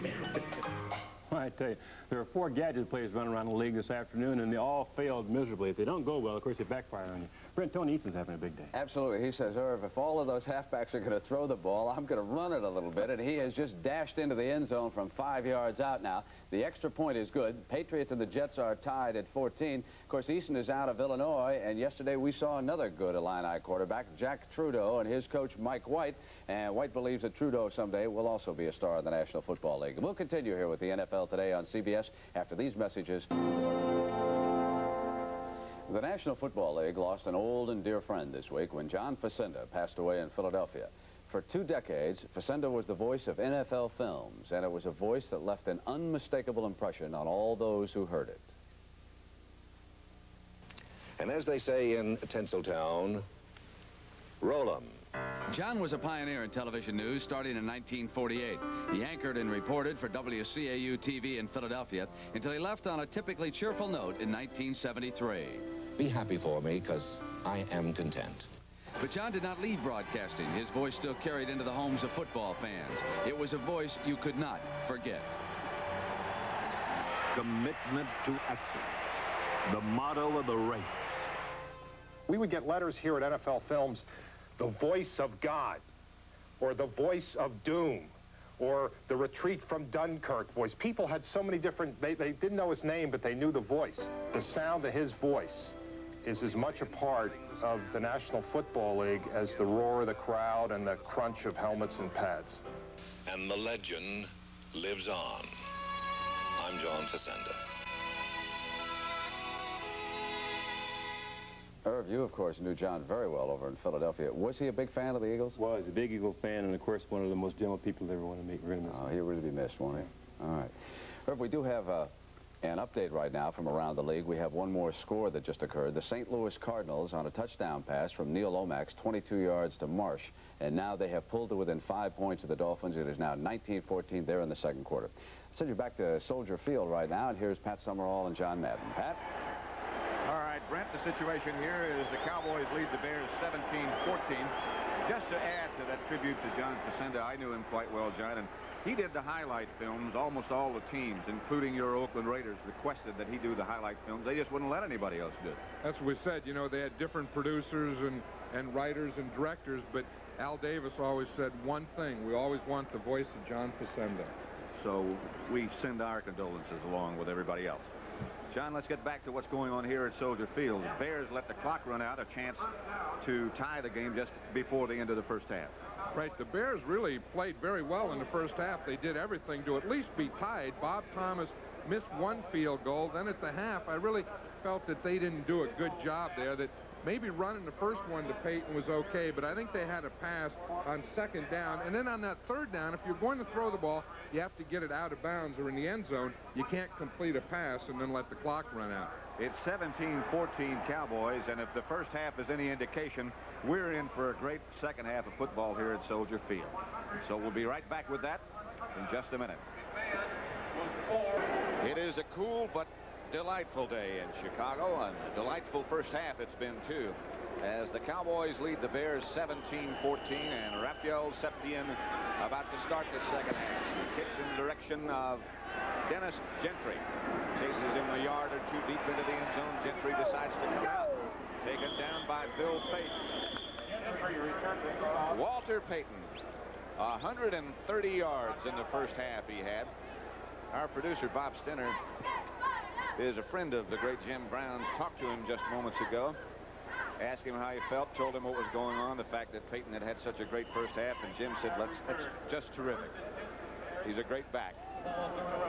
That's the up-to-date situation. Walter Payton chasing Jim Brown and closing in. Peyton and Suey, the two running backs for the Bears. They start from their own 17-yard line. Jim McMahon is still the quarterback. Flags are down. Somebody jumped. Peyton is still jumping people. Michael Downs and John Dutton tripped him up. Looked like the Cowboys might have been offside, but we'll see what happens. There is a penalty marker on the field. Was the Cowboy. Sometimes, you know, when a game starts, you have to kind of get settled down, and then after halftime, that happens a little too. You get in there and you had that little break, and you got to drink of water, talk to the coaches, and you have to kind of get settled down and get into the routine of play. Well, you know that Tom Landry and offside, number 51, first down. Dickerson offside. It'll be 1st and 5. Started to say Tom Landry and Ernie Stautner both said that a defensive unit, hey, wait a minute, we got to stop this guy. Yeah, maybe that's enough for the control. He'd used the word during the week of controlling him. Maybe now he said, now we got to stop him. Bears go quick count. Suey, the ball carrier, and they converge on him quickly. Heckman. There's Jay Saldy. He's getting the play from Mike Ditka going in. I saw Jay as we're walking in the stadium today and said, how does it feel like playing against your old team? He said, I don't know. I've never done it before. It's the first time Ditka and Landry have ever faced each other as coaches. So it's 2nd down and 4. Suey got 1. Line of scrimmage, the Bear 23. Although Jay did say it'd be just like a scrimmage. He said for years that we used to practice against each other. He said it'll just be like that. No big deal. Golf swings to the other side. They go with 2 tight ends, Salty and Moorhead. McMahon is chased. McMahon throws it upfield. Intended for Moorhead. Under heavy pressure. Mike Hegman and Too Tall Jones applied the heat. Randy White also was pursuing. That's one thing about McMahon is you never have him. You know, and a quarterback that can move like that can sure buy a lot of time. You know, he gets in trouble, he looks, he can't see, and then boom, he gets out to either side. He looks like he'd have trouble seeing out of that helmet. Yeah, he got a lot of face mask on there, but he's been wearing that type of thing for long. He's used to it. 4 out of 5. In the old days, that was a defensive line. You know, that could have been left from Bill George or someone around here laying around the locker room. But from the shotgun he goes. Hand off to Peyton. He's got some room and some blockers. He'll have the first down. Taken down by Dennis Thurman. That's a good call. It was a good call. It's the second time they've done that from the shotgun. They ran a sweep that time to Payton. Earlier, we saw they ran a draw from that. But watch how he gets out here. Payton gets a handoff. Now watch both guards pull and see how he waits for him. He sets up their block, sets them up, waits, then gives them a dip. That helps that first guard, and then he goes to the outside and gets a first down. Still, it takes 3 of those defensive backs to get him down. Bears now with some breathing room. Move out to their own 34, 1st and 10. Payton again. Doesn't look like much, but it's still 4 yards. I'll tell you, those are the 4 that you have to get. You know, on first down, to be able to get that 4 or 5 yards and then start at 2nd and 5, that's a nice down to play on. 22 carries, 145 yards for Payton. Maybe Tom Landry is saying now, let's control them. Let's keep them under 200 yards. Maybe. That's some control. Well, that'd be better if they could do that in the second half than they did in the first half. Well, Tom couldn't come up with enough nice things to say, enough complimentary things to say about Payton last night when we talked to him. McMahon rolling. McMahon comes one out of the pocket. Comes one out of bounds. Chased out by Dexter Clinkscale. He got a couple. A little fracas going on with Rusty Lish. Nice things to say, enough complimentary things to say about Payton last night when we talked to him. McMahon rolling. McMahon comes one out of the pocket. Comes one out of bounds. Chased out by Dexter Clinkscale. He got a couple. A little fracas going on with Rusty Lish. One of the Cowboys. Jeff Rohr, I think, was over in the middle of that one. Maybe it was Hegman. Was Hegman. Old Heckman get up there. I wonder if Rusty Lish said something to him, or I know he wouldn't hit him. I mean, no backup quarterback ever hits a linebacker on the Unless he sideline. went to Notre Dame. Let's see if we can see it. There's Lish right there. Mike Ditka just very restrained. Yeah, well, he has that necktie on. Right, yeah, that helps him with his composure, he says. Look at Lish. He said, what'd I do? Hey, I'm not a physical guy. 3rd down. Payton is the lone setback. He stays. The block. McMahon overthrows Jay Salvi. And for the first time today, the Bears will have to punt. Look at that. McMahon's only thrown 6 passes all day. Of course, you talk about your great running backs and what they've done. Walter Payton today has really been a one-man gang. The first Chicago punt of the day. That's Gary Allen, number 31, and Finzer gets off the kick. It's a good high hanger. Allen lets it bounce. It goes out of bounds. He had in mind catching it. He just couldn't catch up with it. 22-yard punt. No return. It hung up there a long time. 17-14, 3rd quarter at Soldier Field. The punt is ruled out of bounds. Tom Landry gazing at Walter Payton. What do you think he's got on his mind? I think everyone keys on Walter Payton. When he had, the middle linebacker, the outside, the defensive lineman, the defensive back, and the coach just stares at him. I'm watching him. He needs 77 yards to catch Jim Brown. Set and springs the 2 running backs for the Dallas Cowboys. Hogaboom is back to throw on 1st down.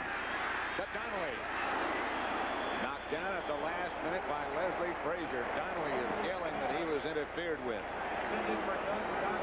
I think that was pretty good coverage by Frazier on that play. But you're right here at the end here. Here's Frazier will come in from the outside. Donnelly doesn't look like he's running full speed. Frazier just gets right in there and hits the ball. No, that's all right. I think that's the first pass that they've thrown thus far to Doug Donnelly all day. Thus far. 2nd attempt to Donnelly. 2nd down and 10. Ball at the Dallas 36. Dorsett hit in the backfield and taken down in the backfield. Minus yards. He only had 8 yards at the beginning of the day. Mike Hartenstein was the first man to hit him. Long day for Dorsett. Walter Payton is going for 200, and Dorsett's going for 10. There's Jim Schaffner. He's flashing the signals in to Gary Hogeboom. Cowboys used to switch guards, and now they're going to the, Tom Landry calls it the flash system. And they keep Herbert Scott in there. They must feel he's doing the job on Hampton. Hampton moves over in front of the center now. Out of the shotgun is Hogeboom. They get it out to Dorsett, who gets away from one man, but not another. First there was Richard Dent, and again the Bear defense. Dave Duerson came up to make the final hit that brought down Dorsett. I think the Bears needed that. It kind of livened up the crowd and the team again, because they went in at halftime down. When they had that nice drive and didn't get any points out of it, you could feel if they were down. I felt they were a little down coming back on the field, and maybe they're getting a little lift on that from that defense. Danny White back to punt. Jeff Fisher back deep for the Bear. What wind there is, White is punting against. Better kick this time. Good kick. Fisher hit by Bates. The first man there. And a late hit from somebody. And now Fracas. There's a 44-yard punt by Danny White. Well, that's good. You notice the officials stopped calling stuff on that. They used to throw flags, call it on both sides, and it wasn't anything anyway. 17-14. 11:06 left, third quarter. Next, you'll see the New York Giants against the Los Angeles Rams in the Northeast and in Southern California. Lawrence Taylor chasing Anthony Dickerson. Atlanta will be at San Francisco, and that's the rest of the lineup that you'll see around the country.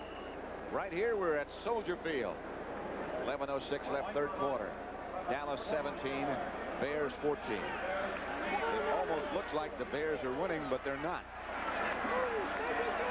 Payton, the deep back. McMahon fakes to Payton. Throws incomplete. Pass might have been deflected at the line of scrimmage. McMahon was chased by Randy White, and he might have gotten an arm up and deflected it. It was either deflected or, you know, they were saying that during the week that Jim McMahon really wasn't throwing well, and that ball did flutter a little on him. Let's watch Randy White here, 54. Old Payton will take him on. No one touched that ball. It just wobbled out of there. I think so. You know, and of course that, you know, when he was telling us the other day about his broken hand, he said the thing that bothers him most is once he releases the ball, there's no ball in his hand to follow through. On a draw play to Suey. Gets good yardage before he's tripped up by Randy White. Not enough for a first down, but about 5 nevertheless. You know what McMahon could be doing is since that's when it hurts, you know, once you let go of the ball and you have that snap on the hand, maybe doesn't even know it, but he could have readjusted or adjusted his, you know, that snap and that follow through, because that was a funny looking pass. He calls good plays though. You see the way he gets right down there, isn't it? Okay, you takes the strap off. Yeah. Dallas in their 4-0 defense, which is 7 defensive backs. Now he rolls to the right, gets away from the pressure. Dennis McKinnon, a diving catch, an excellent catch, and a Bear first down. 11 yards. Ron Fellows on the coverage. Now that was an organized scramble there. Watch him. He's going to get the ball, just sprint right out to his right. You see him, and the blockers are forming, keeping everyone to the inside. Then he gets McKinnon, just pops him out there for the first down. But that was an organized scramble on that one. Let's see how he throws this one. Follows through. It looks pretty good to me.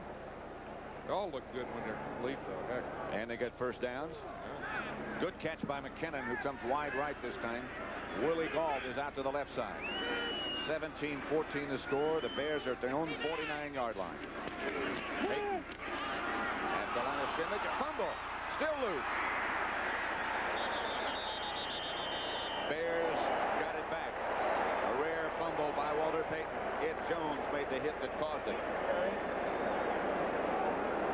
Tom said, woo, we need those. Gibson says we don't need those.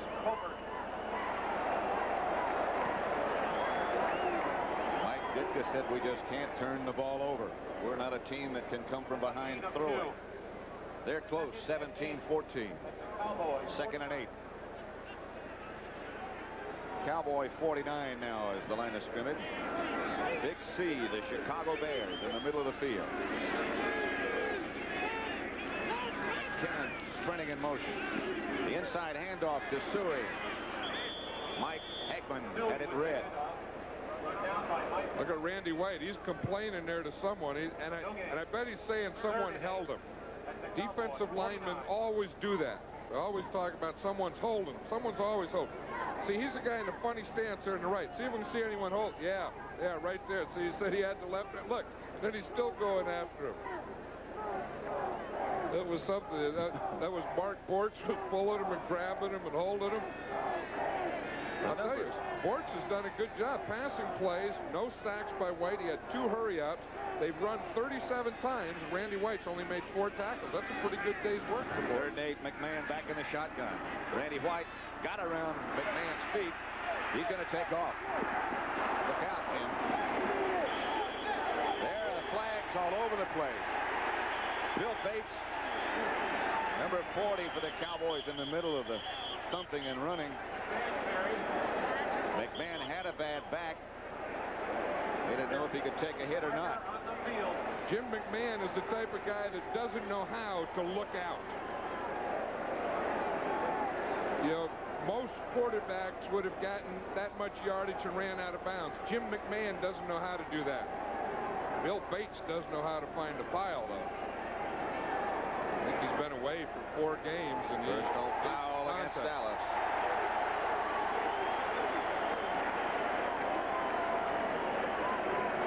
Flags everywhere. It's a bad place to get into a fracas in front of the other bench. Foul. Unnecessary roughness, number 40. First down.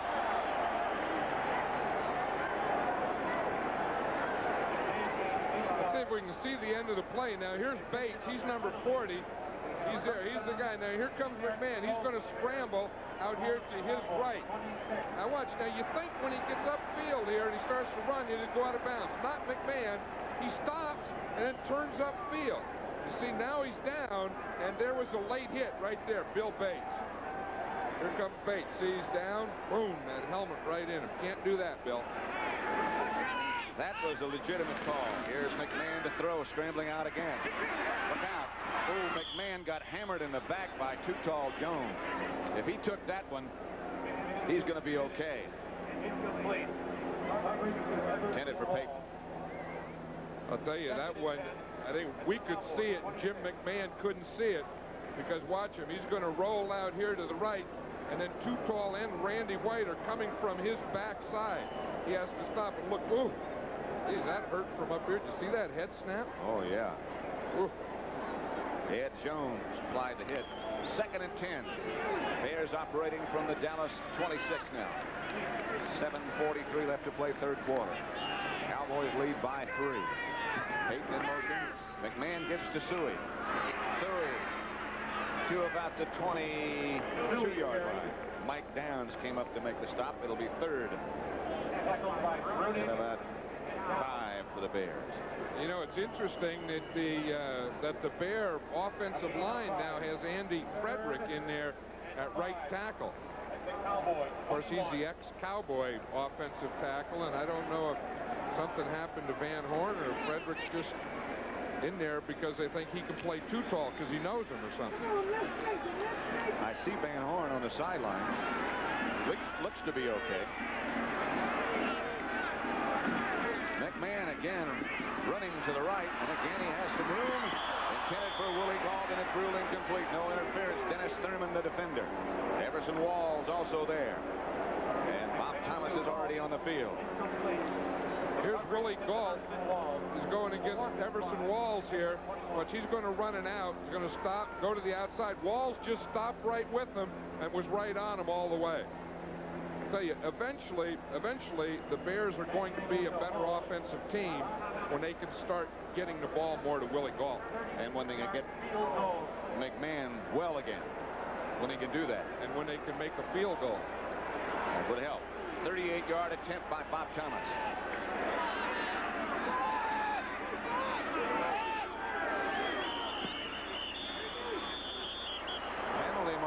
down. Did they wait too long? Let's see what's going on. I think Bob Thomas missed the field goal anyway, so this could be a big break for him. That's one part of it. Mike Ditka not quite sure what happened yet. Again, the discussion. Freddie Wyant will tell us. Yeah, it's against the Bears, because when they talk to the Cowboys, you know it's against the Bears. We have false start, number 73, fourth down. Still fourth down. And Thomas will have another crack at it. Well, I wonder, Thomas must have made that then. That must have been good because... I didn't see any indication from any of the officials as to whether it was good or not. This is from 43 yards. Thomas will try again. No. Hit the upright. Thomas hit the right upright.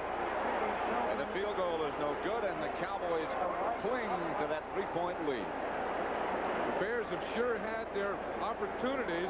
That's the second field goal that they've missed. And then just before halftime when they didn't get any scores out of there. Watch it, he had everything right, except he just needed a little more oomph. Hit the upright, did not go through. Didn't get the bounce. Frustrated Bob Thomas. Dallas still leading 17-14, but clinging to that lead. Coming up next here on CBS, you'll see Atlanta, San Francisco in the southeast, northwest, and northern California. Falcons with their great quarterback Steve Bartkowski, and the 49ers. I don't know if they're going, John, with Montana or Kavanaugh. Do you? I don't know, but they have so much offense that they can go without Montana and still beat most teams. But I did hear that Montana is starting today. And that's the rest of our slate here on CBS. Right now we've got a dandy at Soldier Field. 17-14 Cowboys leading, but the Bears dominating. To Dorsett. Now he's got some room. Dorsett. It's only a matter of time. Richardson got him out of bounds. Finsick is shaken up for the Bears. Can't get up, and now has to finally sit down. Dorsett carry. It's Gary. Dorsett now on 23 yards on that carry, has 10 carries for 27. What he did here is he starts into the right, and he gets the whole Bear defense in there. You see, he bounces off as one guy. The whole defense converged. Dorsett just kept going and bounced to the outside. So the Cowboys get a first down on the biggest game of the day, gain of the day by Dorsett. Off under his own power. Let's get back to that field goal situation, John, and clarify, if we can, what happened. Well, what happened is the whistle blew before Thomas kicked the first one because they moved. So that one didn't count anyway. Then they had to go back 5 yards, and of course he missed it. So it's still 17-14 Cowboys. Hogaboom. Over the head of Doug Cosby is tight end. Let's again check on some of the other scores. The Jets in New England tied at 14-all third quarter. Buffalo and Indianapolis now tied 10-10 third quarter. Cleveland and Kansas City tied 3-3 third quarter. Finally, we got somebody winning. Miami 26, St. Louis 14. Dan Marino's hit twice for touchdown. Seattle 10, Minnesota 6 third quarter. Hogaboom out of the shotgun, second and 10.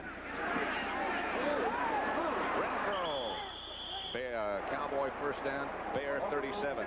Leslie Frazier, the defender. Looked like there's something wrong with that coverage. Look how far off Frazier is. And then Renfro makes the cut, and he reacts very slowly on that, like he was expecting some help or some underneath help from a linebacker, because he sure didn't react to that play. He kept looking. He never looked at the receiver. He looked back into the backfield the whole time. He was looking, which probably meant zone. See, in fact, he's upset about that. He was expecting, he had the deep outside, and someone was supposed to have that short outside. Gary Finsick, by the way, is back in the Bear secondary. Coming up for a closer look. It's Dorsett. Dorsett wheels to the Bears. Inside the Bear 30, Todd Bell came up to stop him. Dorsett now 11 carries, 35 yards. And Richardson. I guess the only way to stop Walter Payton is to keep the ball away from him.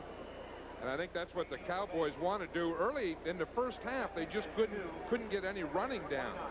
And they would try that, and they were ended up 3rd and long. But now Dorsett is starting to run. See, he has his 35 yards. Peyton has 147. The best way to stop Walter Payton is to keep your offense on the field and his off. That may be the only way. 2nd and 2. Hampton almost jumped, got back, didn't hit anybody. Newsome almost had a touchdown.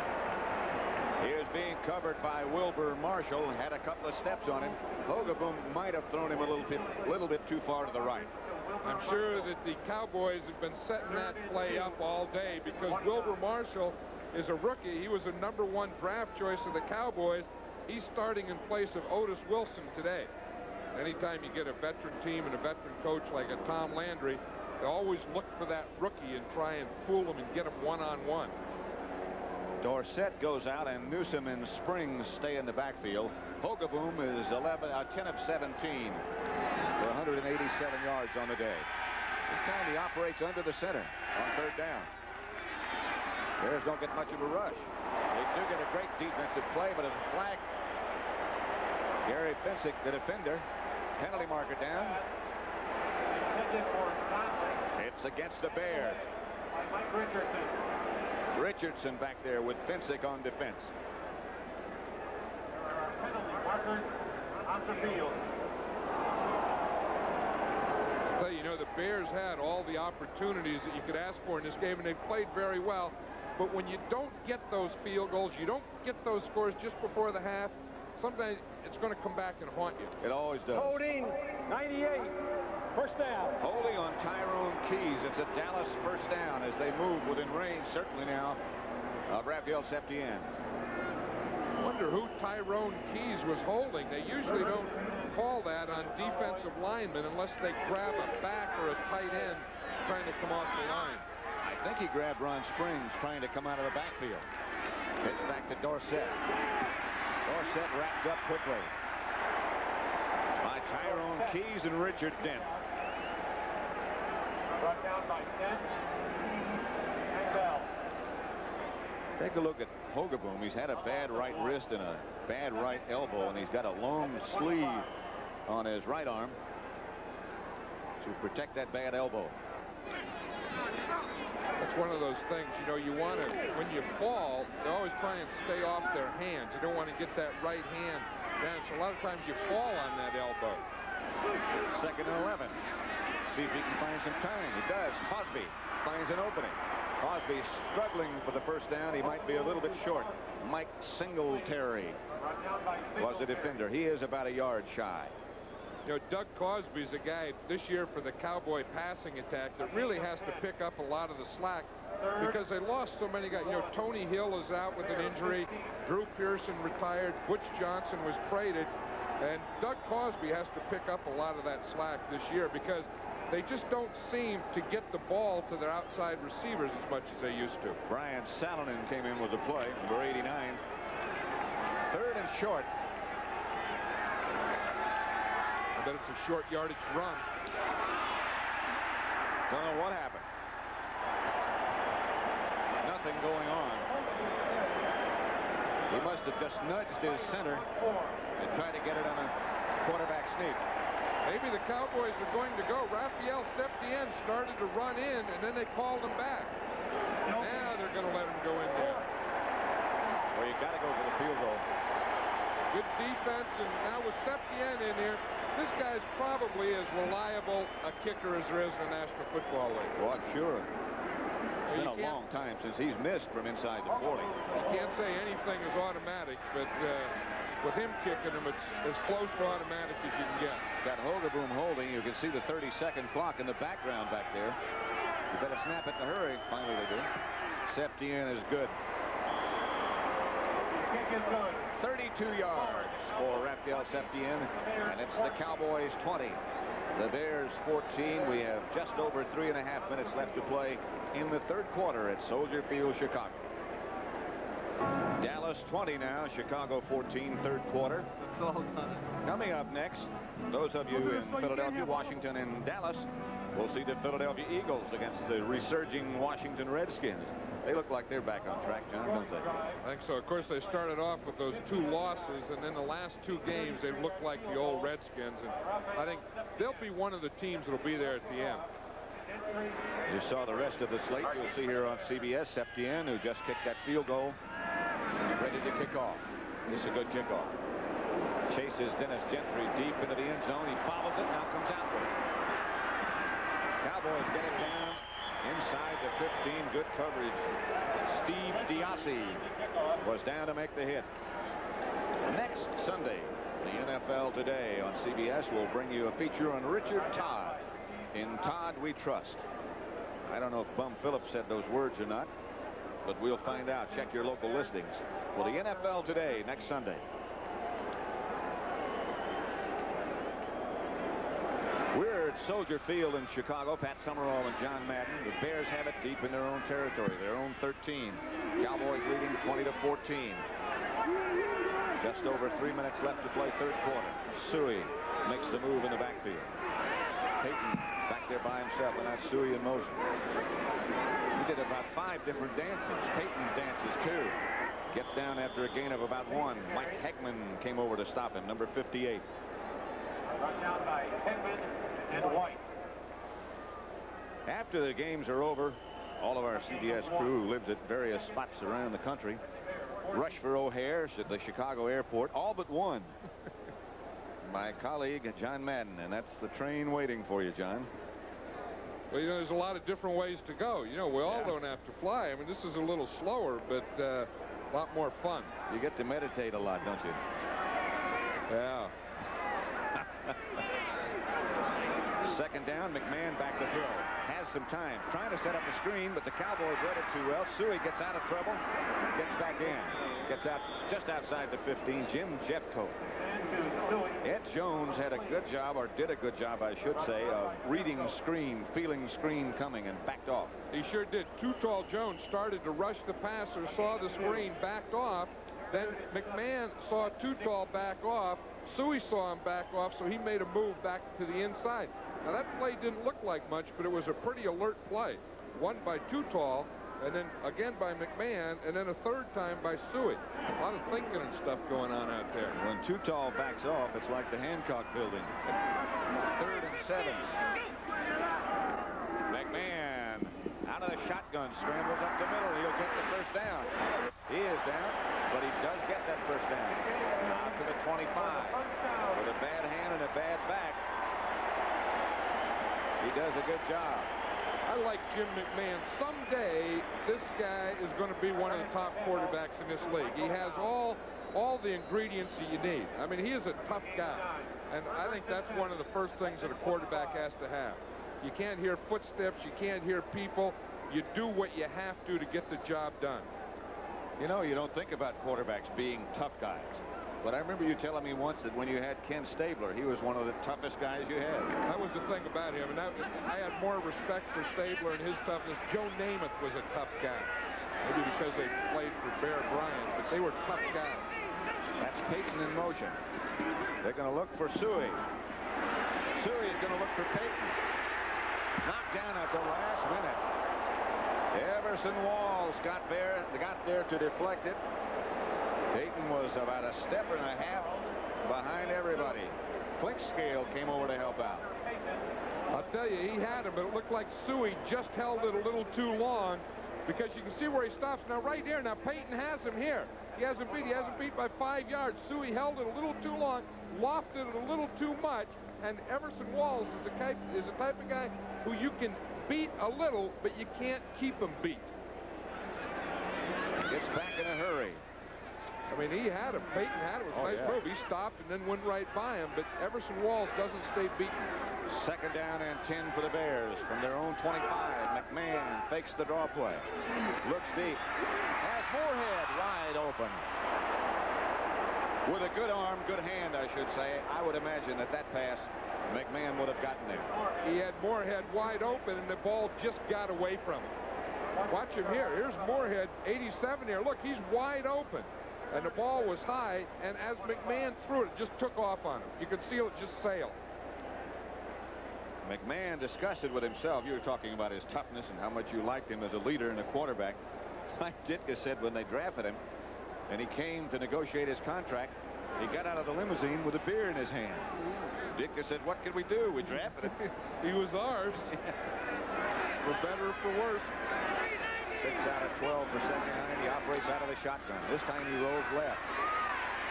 Going to take off again. Flag is down. Bates made the tackle. Penalty marker down back at the Bear 25. McMahon is close to a first down. Brought down by Bates. There is a penalty marker on the field. Bears are clapping. It's defensive holding against the Cowboys. You probably wonder why Bill Bates is in there. That's that 4-0 defense of the Cowboys. Bates plays middle linebacker when they go to their 7 defensive backs. We have personal foul. Number 60. First down.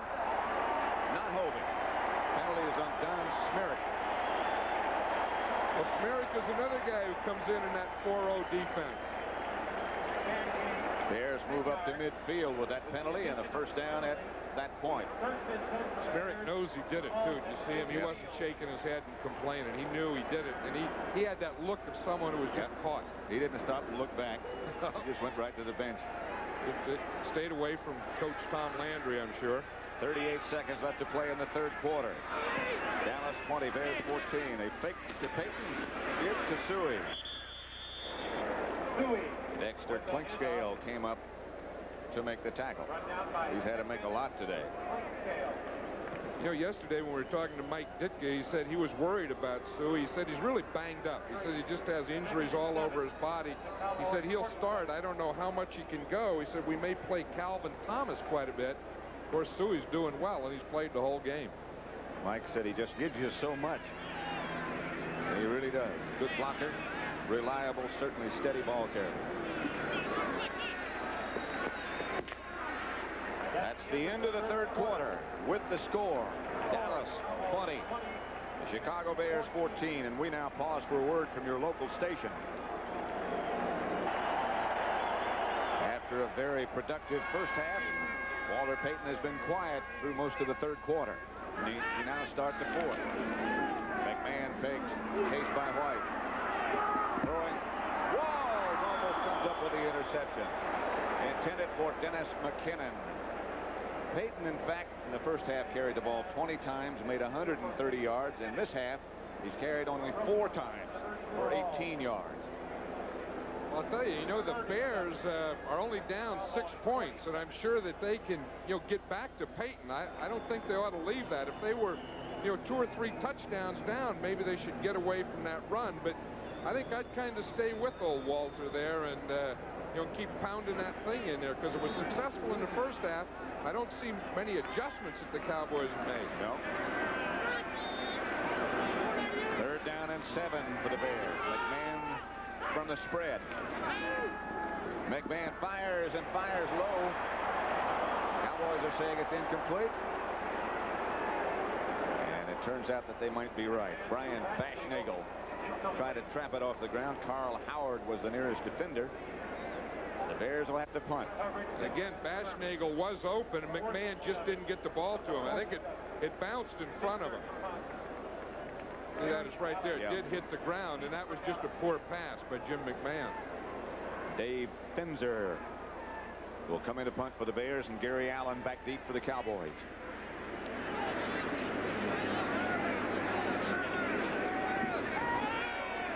Finzer looked like he was going to take off. Now he hangs it high for Allen. Flags are down. Ball is knocked out of balance by the Bears. I think it hit the end zone line.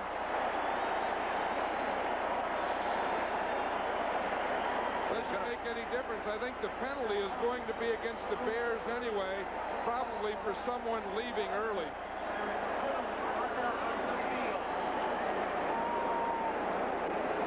Official standing inside the 1-yard line indicating that the Bears were successful in knocking it out of bounds at that point. But because of Finzer's delay, when he hesitated. Ineligible, downfield, the whole line, fourth down. That's what happens. You see the line does it on timing. They go like 1001, 1002, 1003, then they go. They don't look back at Finzer to see when the ball's kicked. Now, you would like to say, well, you hear it kick, but when you get a big crowd like this, those guys don't hear it. They're just counting and going. That threw the whole thing off. Gary Allen is number 31 for the Cowboys. Standing back deep, Finzer is at his own 33. Gets off a fine punt. A dandy. Allen fields it at the 10. Is hit down at the 14. Good coverage. Ron Rivera, number 59, the Bears' second-round draft choice. Down to make the hit. It's Dallas 20, Chicago 14. CBS Sports. Those of you in the Midwest and in San Diego will see the Detroit Lions at San Diego. Those Detroit Lions have been sort of a frustrating team. Hard to understand. And the Chargers, after a great effort on Monday night against the Raiders, will have a job bouncing back, I'm sure. That's the rest of the lineup. Little change in the Bear defense, which we'll tell you about in just a minute. Gary Hogaboom, the Dallas quarterback. Tony Dorsett. Handoff is straight ahead for nothing to run Spring. Dan Hampton made the stop. We see Richard Dent, number 95, in there now, and Mike Hartenstein is out. Hartenstein was the one that had that rib injury. This is how they started. This is how they started to play the game. And now, when Hartenstein goes out, then they have to make a couple of moves to get in the same type of defense as they wanted to. 2nd and 7. Hogaboom quickly into the shotgun. Quickly outside. Mike Renfro with a heck of a catch. Leslie Frazier, the defender. Hogaboom really zipped it.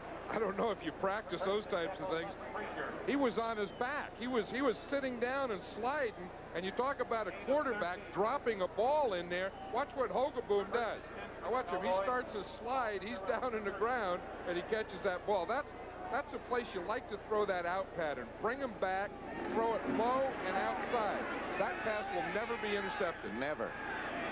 Of course, it won't be caught like that many times either. They'll slide, they'll hook, slide, catch. They're at the Bear 30. They're at their own 30. Beg your pardon. Hogaboom again. Donnelly almost flung to the ground. Is flung for a loss. After he had about 4 yards, now he loses yards. Frazier and Bell threw him back. It looks like the Cowboys are starting to go to the outside receivers now, and you can see this year they've been throwing mostly to the backs 40 times. Today they've thrown 5 to the backs, 5 to the wide receivers, and 3 to the tight end. That's pretty good distribution. Donnelly had a 5-yard gain. It turned out to be a loss of 1, so that makes it 2nd and 11. Hogaboom has put it up 20 times. Newsom is one of the backs. To Dorsett. Enough for a Dallas first down. Bensick tripped him up. But the Cowboys pick up the first. I'll tell you, Dorsett's another back that can do a lot of things. We see him there. You see what he did? They came on a blitz. He came up through the lineman. He went between his guard and tackle. He faked like he was going to block the blitz. Just let him go by, and then he sneaked right in the middle. 3rd reception for Dorsett. 77 yards gain. The big one, the 68-yard screen pass. It scored the Cowboys' first touchdown. Donnelly is wide right. This is Dorsett again. Got a couple. Dorsett carry. These are the times that you want to be able to run the ball, and on defense, of course, you want to be able to stop that run because you have the lead. Your defense has been on the field a lot, and what you want to do is be able to control the ball, and that's what the Cowboys are trying to do right now. Not let the Bears get it back. Ball control, run it, short passes, those types of control things. Both teams 3-1 coming into this game. 11 minutes left to play in the 4th quarter. Hogaboom has Dorsett as the lone setback. Newsom was in motion. It's Dorsett. He's going to go no place. Wilbur Marshall and Richard Dent made the stop. There's a penalty against the Bears. I think it must be a face mask violation. It looked like a face mask. There's a penalty marker on the field.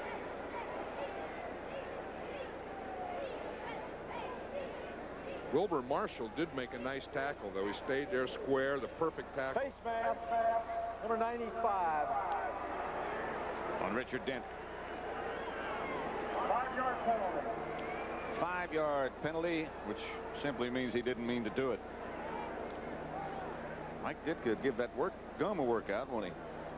Well, he sure is now, because those are frustrating type things. You know, when you stop the guy for no gain and you have that penalty and that gives him 5 more. Tom's there. He's trying to find a good play, a good 3rd down and short yardage play. You know, a play that can gain him about 3 yards is what he wants here. That's all they need for another 1st down. Now what's wrong? Should be 2nd down. I thought so. 2nd down. Right. Well, you're in Chicago. See, and Tom saying, wait, I called a 3rd down play. It should have been a 2nd down play. Jim Schaffner said, that's okay. It'll work anyway, Coach. Tom says, okay. Then he walks away. By the half, you can see what's happened. That is total offense, so it's now 2nd and 2. Rafferty, the center, up over the ball. Goal 53. That probably means nothing. Dorsett gets less than nothing. Dan Hampton up quickly. That big guy has really been playing well.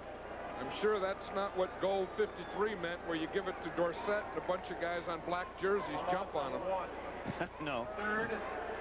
Here comes Ron Springs in with the 3rd down play. Well, that's a play that he probably wanted to run anyway. See, now he already thought he had it before. Now he'll get it here. Now they need 4 instead of 2 for the 1st down. Crowd coming alive. Excuse me, that's a passing down. This is a passing down. Springs up on the left, and Hogeboom agrees with you.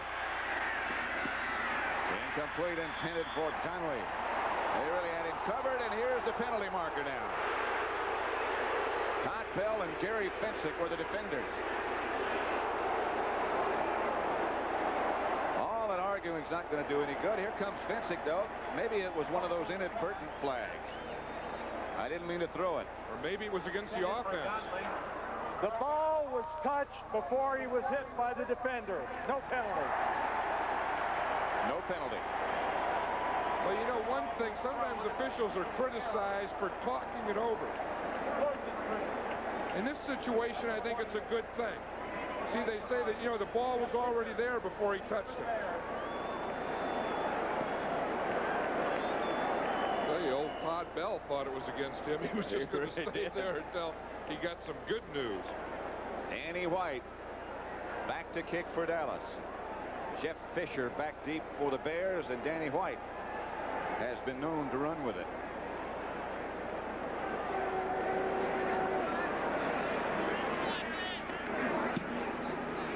Another good kick.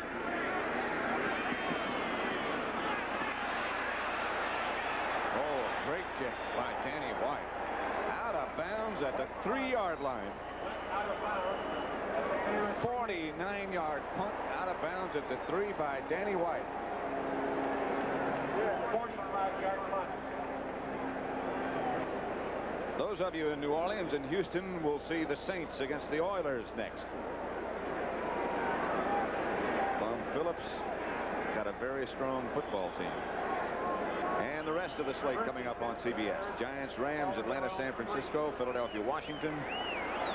Rusty Lish is now the quarterback for the Bears. McMahon is sitting down. Lish gives to Peyton. Peyton barrels out just shy of the 10-yard line. Stopped by Randy White. Nothing is wrong with McMahon, is the information that we have just been given. But he has taken some pretty good hits on some of his scrambles, and he has a bad finger, bad thumb, and a bad back.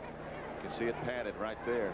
I bet that's what it is, though. I bet it's that hand, because he just couldn't get anything on the ball. He probably didn't have a strong grip. 2nd and 3 to give to Payton again. Now they stop it. Penalty marker down. Flag is down. Looked like the left guard, Mark Borch, jumped a little early on that one against the Bears. When you block Randy White, you try and get all the advantages you can get. False start. Left guard. Watch a tight look here. I mean, if you see a Randy White on you, a guy that big, and you want, and you have to block him man to man, you want to get started a little early. That was a nice block, though. Good practice. He just went about a half a count early. Said, I just want my fair advantage. Dallas been penalized 5 times for 45 yards. That's the 6th penalty against the Bears. Rusty Lish, who last year played with St. Louis. This is Matsui. Gets away from Dickerson almost. Dickerson got the hand on him and dragged him down with help from Jeffcoat. Matsui, he has stuff wrapped around his neck and everything. He does look like he's been in a battle. But that neck thing, he got it. Most of those collars stop about halfway around the neck. His goes all the way around. He doesn't want that head to be able to be jammed backwards nor forwards. Suey comes out. Payton and Calvin Thomas are now the setbacks. 3rd down. Key down right here for the Bears. Rusty Lish, the quarterback. Draw play, Calvin Thomas. Still fighting, but it'll be 4th down as Jim Jeffcoat finally got Calvin to the ground. Clock running, 8:40 left to play in the game, with Dallas leading the Bears 20-14. 4th and 2 at the 11. There's Rusty Lish. I'm sure the Bears are thinking, or will be after this game, about all the opportunities they missed just before the halftime, the 2 missed field goals and some inopportune penalties. Finzer back to kick. Gary Allen back deep. Good kick. Chases Allen back to his own 39-yard line. He heads straight up the field. This is Gary Allen back into Bear territory. Flags are down. Way back in Dallas territory, and they'll bring it back. It was a good return. But Victor Scott, I think, has been called for an illegal block. I saw the block. I thought it was a pretty good block. It sure was a late call, because he made the block, and then the ball carrier's about 20 yards by him before those flags came out. It was a heck of a hit, and the officials may have thought that it was illegal, but it looked pretty good from up here. Well, maybe we'll have another look. It was either Victor Scott or Illegal Emerson block Wall. in the back, number 22. 1st down. It was Victor Scott. Let's see if we can see it here. It's right there. I think that's a good block. The thing is, if the head's in front, the head has to be in front. That looked like it was in front. It was in front. I don't think there's much question about it. Anyway, they brought it back. It's 2014 Dallas. Let's see if we can watch that block again. It's going to be right here in the right side of the screen where Victor Scott gets called, and it sure looked right here. It is. Now, this looks like a pretty good block right there. See, his head has to be in front, and you can see that his head is in front. That was a legal block. It was just a good block. 33. That was one penalty against the Cowboys it shouldn't have been. It was so good, the officials, as you said a minute ago, probably thought it had to be illegal. That's right. If anyone hits anyone that hard and knocks them down, it has to be illegal. That wasn't. 1st and 10 for the Cowboys, their own 33. It's Springs and Newsom. Hogaboom, Cosby. 1st down. Good catch by Cosby. Boy, that 6'6" target is helpful. Singletary made the tackle, and Cosby stays down. 4th reception of the day. Cosby has had a bad knee, and he's been in and out of practice all the time. It finally gets better by Sunday, but I hope it's not that knee that he's been having trouble with, although it looks like it's a right leg that they're looking at now. Because I would think offensively right now, Doug Cosby could be the most valuable player on this Cowboy team. And I think Hogaboom thinks so too. Do you see who the first down guy there to look, and look quickly? Cosby up, but up a little gingerly and limping. I'll tell you, Doug Cosby is one of the nicest guys in this league. Don't forget that coming up tonight here on CBS, the all-new 60 Minutes, a special 2-hour preview. 1st and 10 Cowboys, their own 48. Hogaboom to Dorsett. Dorsett swings around the corner. Is met hard. It's out of bounds. It was Mike Richardson who came up to make the hit. A tough 4 yards for Tony Dorsett. Here's Cosby. It is that right knee. You know, he's had trouble with that knee. He had trouble in training camp, and he's had trouble every week with it. It looks like he may have re-injured that knee that's been giving him the problems. As I was saying, you know, there's a lot of things in the National Football League, and there's some great players, and there's some average players, some poor ones, and some good people, average and poor ones. And Doug Cosby is one of the good players and one of the good guys. So Fred Cornwell has taken his place at tight end, the rookie. Dorsett with room, and Dorsett gets inside the Bear 45 to the 44. Richard Dent made the stop. They're about 2 yards short of a first down. Let's check out the scores around the league. New England 28. The Jets apparently don't have it all back together. 28-14 the score. Buffalo and Indianapolis tied now at 17, third quarter. Cleveland 6, Kansas City 3.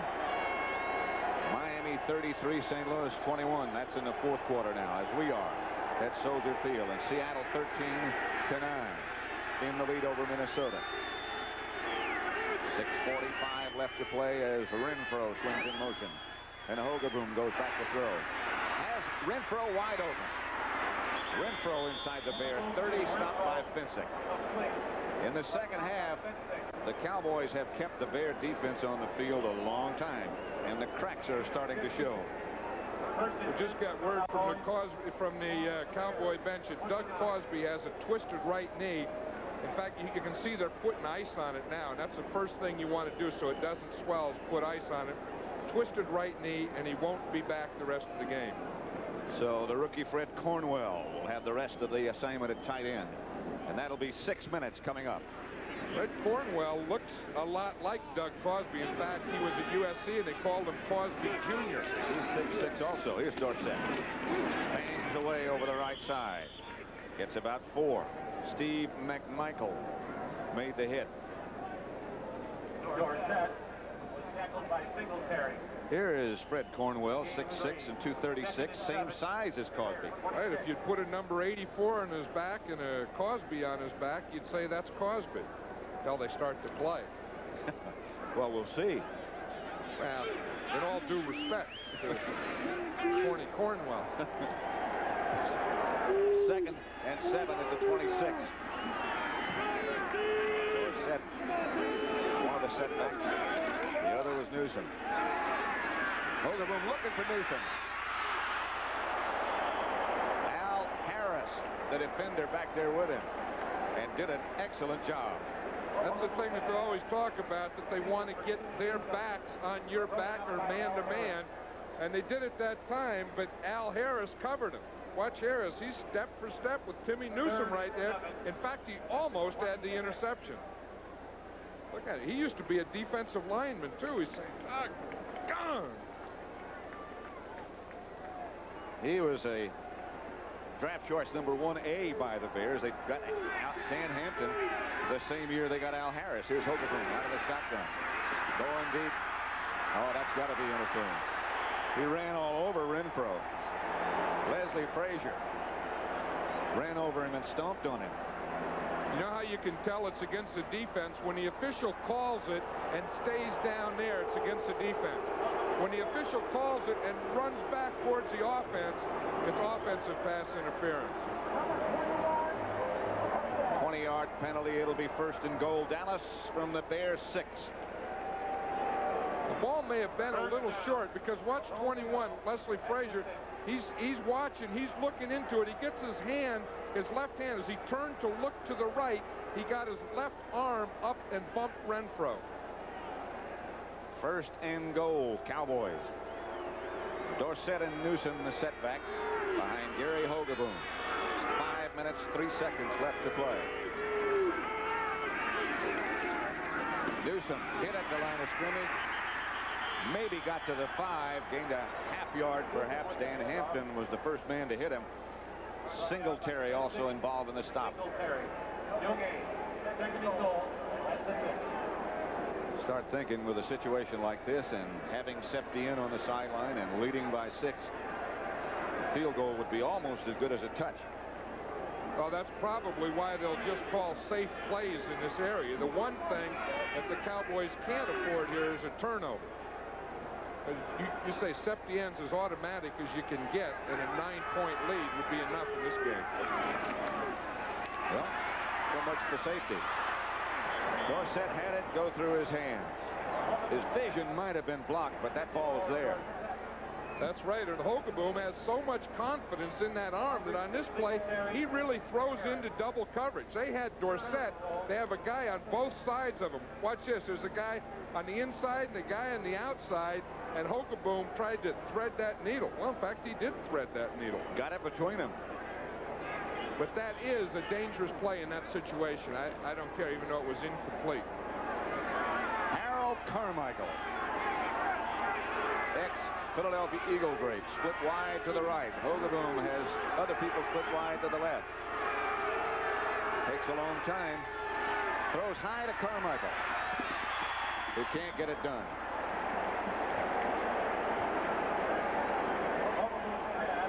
Well, you know what happened? He thought that he had tight coverage, and we see what happened. Mike Richardson, just before the ball was snapped, he dropped off him, and he's just running right there with him. What he wanted to do was have him up on the line and get beyond him. Richardson looked like he knew that play was coming. I think almost everybody on both benches knew that was coming. I think that's the first play that Harold Carmichael has been in for the Cowboys. That's right. From 24 yards then, Raphael Septien will try to put the Cowboys further ahead. He's hit twice already today. Hogeboom puts it down, and Septien puts it through. So that makes it Dallas 23, the Bears 14. 4:11 left to play at Soldier Field, Chicago. We're in the fourth quarter. The Cowboys lead by 9. 7,000 faces. Back at Soldier Field in Chicago, where the Cowboys on Raphael Septien's third field goal lead 23-14 as Bob Abilene and Rusty Lish warm up on the sideline behind the Bear bench. Septien will kick off. It'll be either Cameron or Durison. Durison about 4 yards deep into the end zone. Comes out of it. At the 21. A host of Cowboys down quickly to make the stop. College football returns on Saturday, October the 13th, 2 weeks from now. And you'll see either Illinois against Ohio State with Heisman Trophy candidate Keith Byers, or Washington take on Stanford. That's Saturday, October the 13th at 3:30 Eastern Time.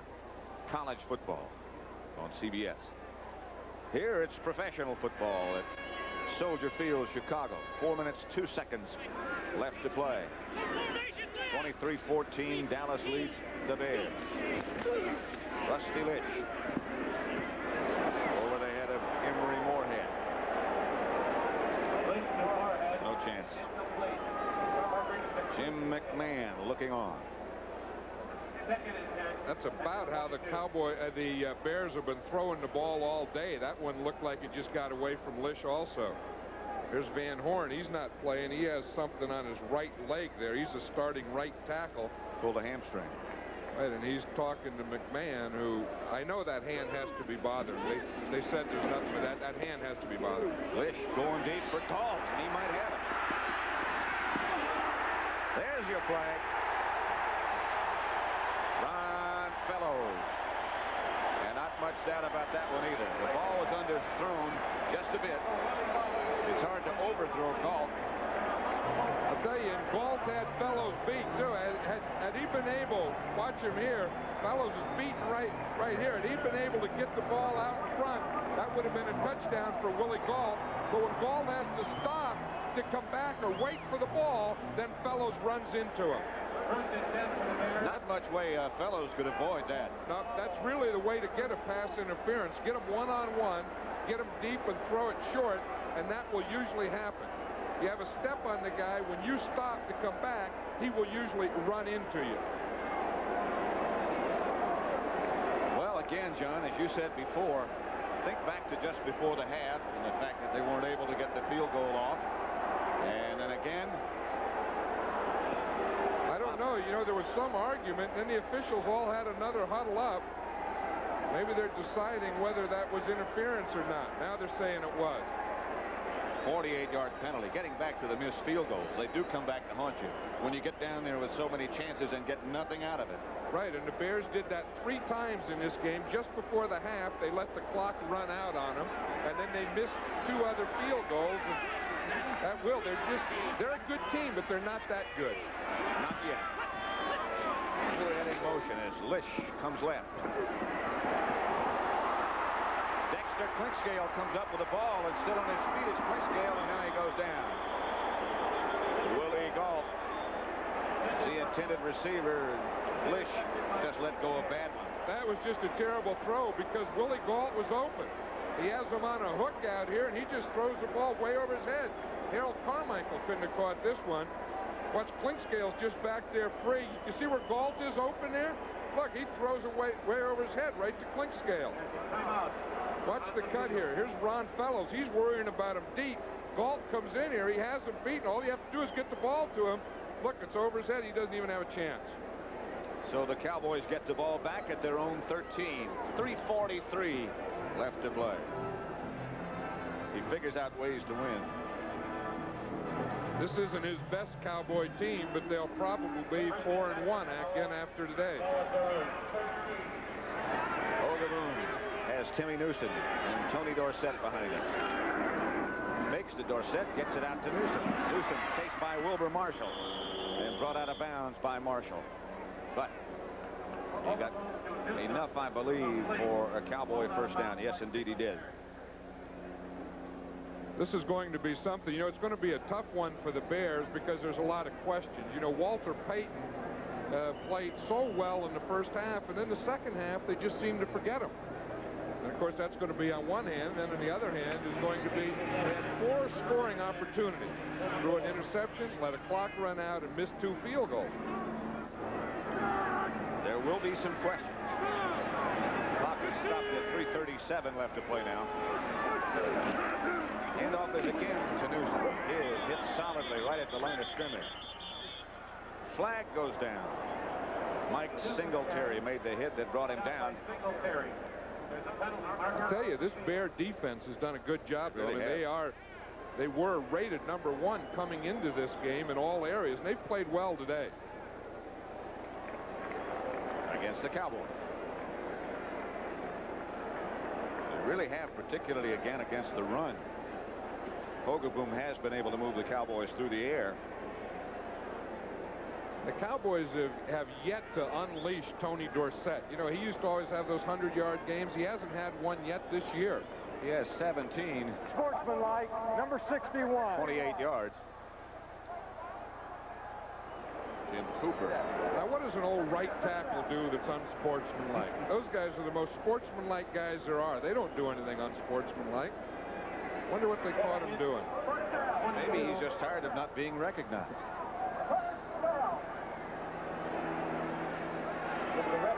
First down, and they need 22 for a first down. 22 at the 12.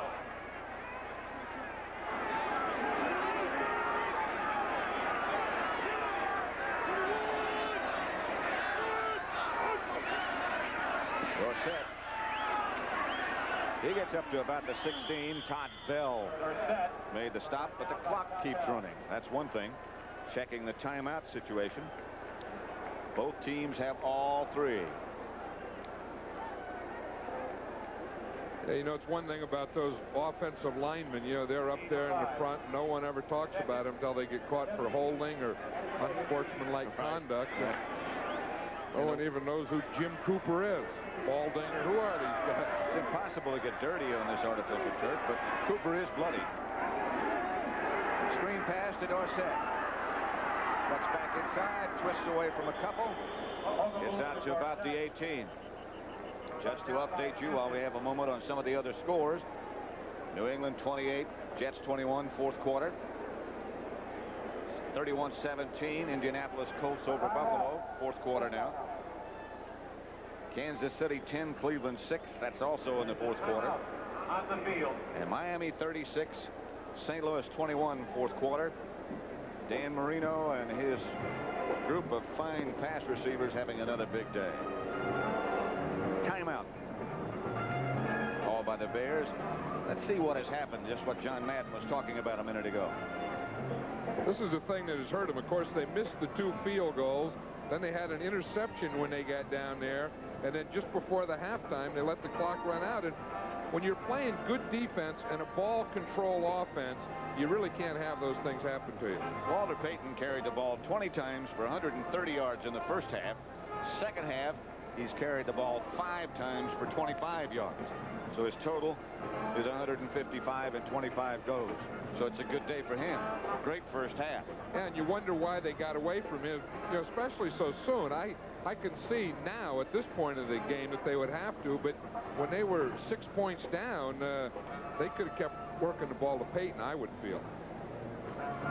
Of course, a full slate of games following this game here on CBS today. The Giants, Rams, Atlanta, San Francisco, Philadelphia at Washington, Green Bay, Tampa Bay, Detroit will go out to San Diego, and New Orleans against Houston, that neighborhood rivalry.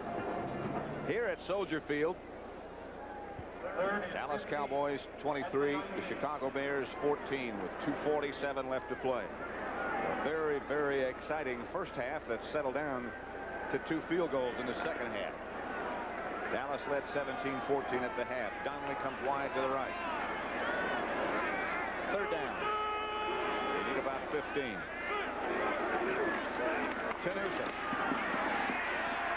Hit by Tyrone Keys, and in will come Danny White. Tyrone Keys has been doing a pretty good job over there. You know, he had a switch from the right side to the left side when Mike Hartenstein got hurt. Takes on the block, comes off the block, makes a tackle all by himself. That's pretty good for a defensive lineman. When you can take on a block, he takes on Jim Cooper, gets off the block, and makes a tackle. Especially when you're not used to that side. You change sides. Danny White's last punt was a great one.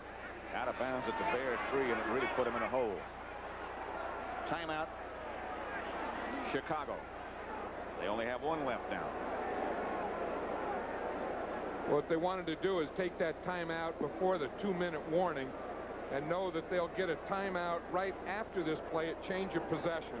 Then they'll get another timeout at the 2 minutes. So they really have 3 timeouts. That's the good news. The bad news is they're 9 points down and they need 2 scores. Dallas 3, Chicago 1. Mike Ditka was talking about his Bear team yesterday, saying that we've got to get to the level of excellence of teams like the Raiders, like the Cowboys, the 49ers, the Dolphins.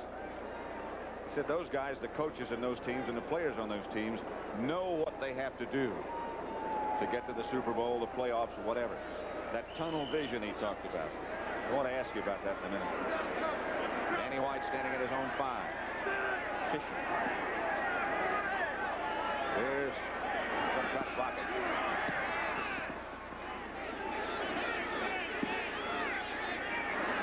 Fisher has to let it bounce, and it takes a Cowboy bounce. It turns out to be a heck of a punt.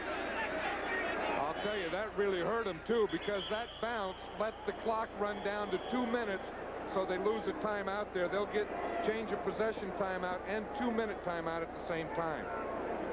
So it was a good thought, but it didn't quite work. Pat Summerall, John Madden, Soldier Field, Chicago. Where do you think the Bears are at this point, John?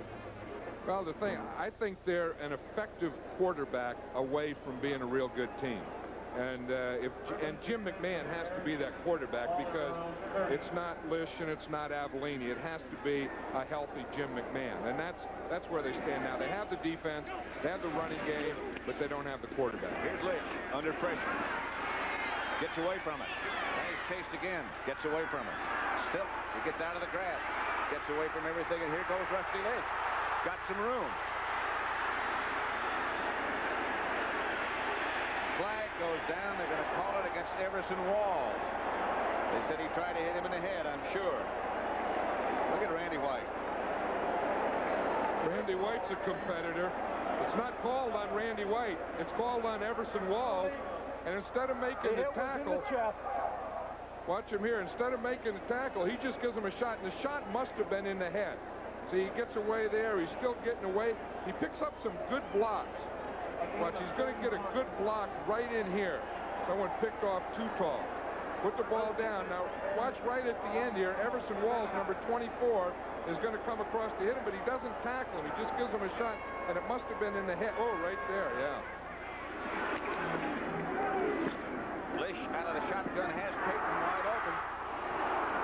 And Payton goes out of bounds. Dennis Thurman took it down. Got the clock stopped with 1:16 left to play. Look at Payton. He's there in the backfield, hands on his knees. He's just going to run a little hook pattern. He just runs up the field and stops, catches a ball, picks up the first down, then gets out of bounds. As the Bears only have one timeout left, and they need 2 scores. Now, if they bog down here, they would be better kicking the field goal here, going for the onside kick. First down. Not over yet. Here's Rusty Lish. He gets it to Dennis McKinnon. McKinnon gets inside the Dallas 10. Gets a first down. Dexter Clinkscale stops him. Clock running with just over a minute left to play now. Now they can't do like excuse me, they can't do like they did in the first half. This has to be a pass. They have to stop that clock. Flags go down. They move too quickly.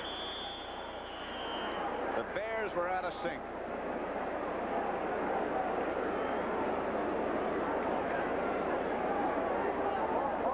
Number 74. Yeah, I saw Lish moved too quickly, but that's legal. The quarterback, of course, can move, but the offensive line can't. They call that on Jim Covert, their left tackle.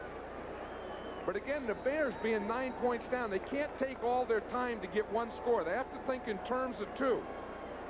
I don't think if they don't get it on this play, it wouldn't be a bad move to kick a field goal here, then an onside kick and try and get the touchdown.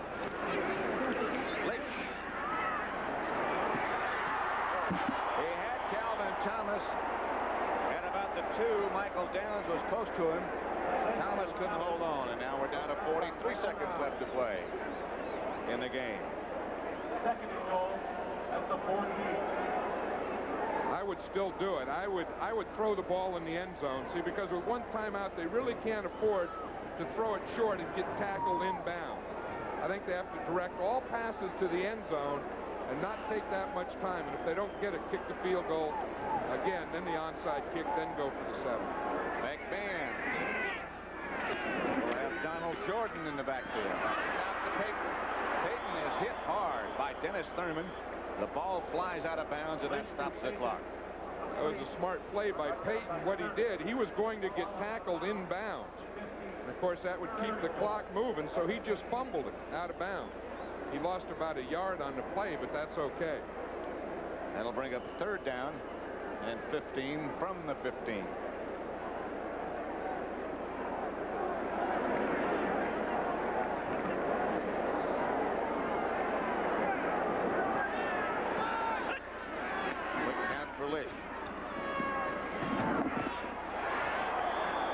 McKinnon at the 5 stays in bounds, and the clock keeps running. Yeah, they had to throw it in the end zone. See, you can't do that because they're wasting too much time trying to get this 1 score. 24 seconds, and they take their last timeout. Ladies and gentlemen, the Bears thank you for attending today's game. Please check the seating area. The executive producer of the NFL on CBS is Terry O'Neill. Senior producers Charles Milton III. This game produced by Bob Stinner, directed by Sandy Grossman. It's been a great day for a game, and the first half was as good as you'll ever see. This one has sort of settled down as time has passed. The rest of our crew, we thank you. Good day for sailing and a good day for Cowboys in Chicago. Well, I'll tell you, this thing still isn't over. If they would kick a field goal here, I hate to keep saying this, and it's not second guessing, but you do have to, when you're 9 points down, you do have to think in terms of 2 scores. And I think it's just as bad when you waste all the time trying to get one as not getting it at all. They're out of timeouts. They do not have field goal in mind. They trail by 9 points. Rusty Lish has been over to confer with Mike Ditka and staff.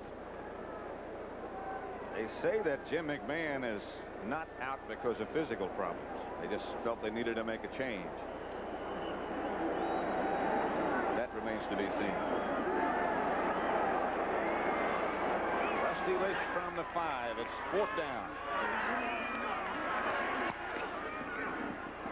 He goes in the corner. The receiver looked like he was in the end zone and then stepped back out to get the reception. It was Willie Gault, and he might have stepped down at about the 1-yard line. And Dallas takes over. It looked like he was on the goal line anyway. You see, he's right there. Now, he has to know he has to get in the end zone. He starts to work back instead of just sitting right there. You see, he gets the ball, and he comes back out. So they lost 7 points. So the ball has to break the plane. It doesn't matter. And now they give the ball to Dallas at the 2-yard line. And all they have to do is sit on it now. 18 seconds left to play.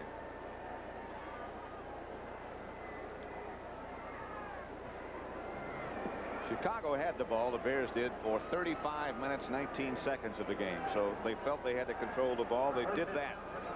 But those missed scoring opportunities are what hurt. Tom Landry got to be happy with the victory, but wondering what he has to do to get that running game going. You know, he came in the game, and the Cowboys were averaging 3.5 per attempt running, and he would like to be 4.3, and I think today they were probably less than 3.5. Pretty sure you're right. So the Cowboys do capture the victory, and the Bears do put one in the W column. As Tom Landry walks away, Dallas wins it 23-14 for John. Opening moments of this ball game, the Atlanta Falcons have thrown a long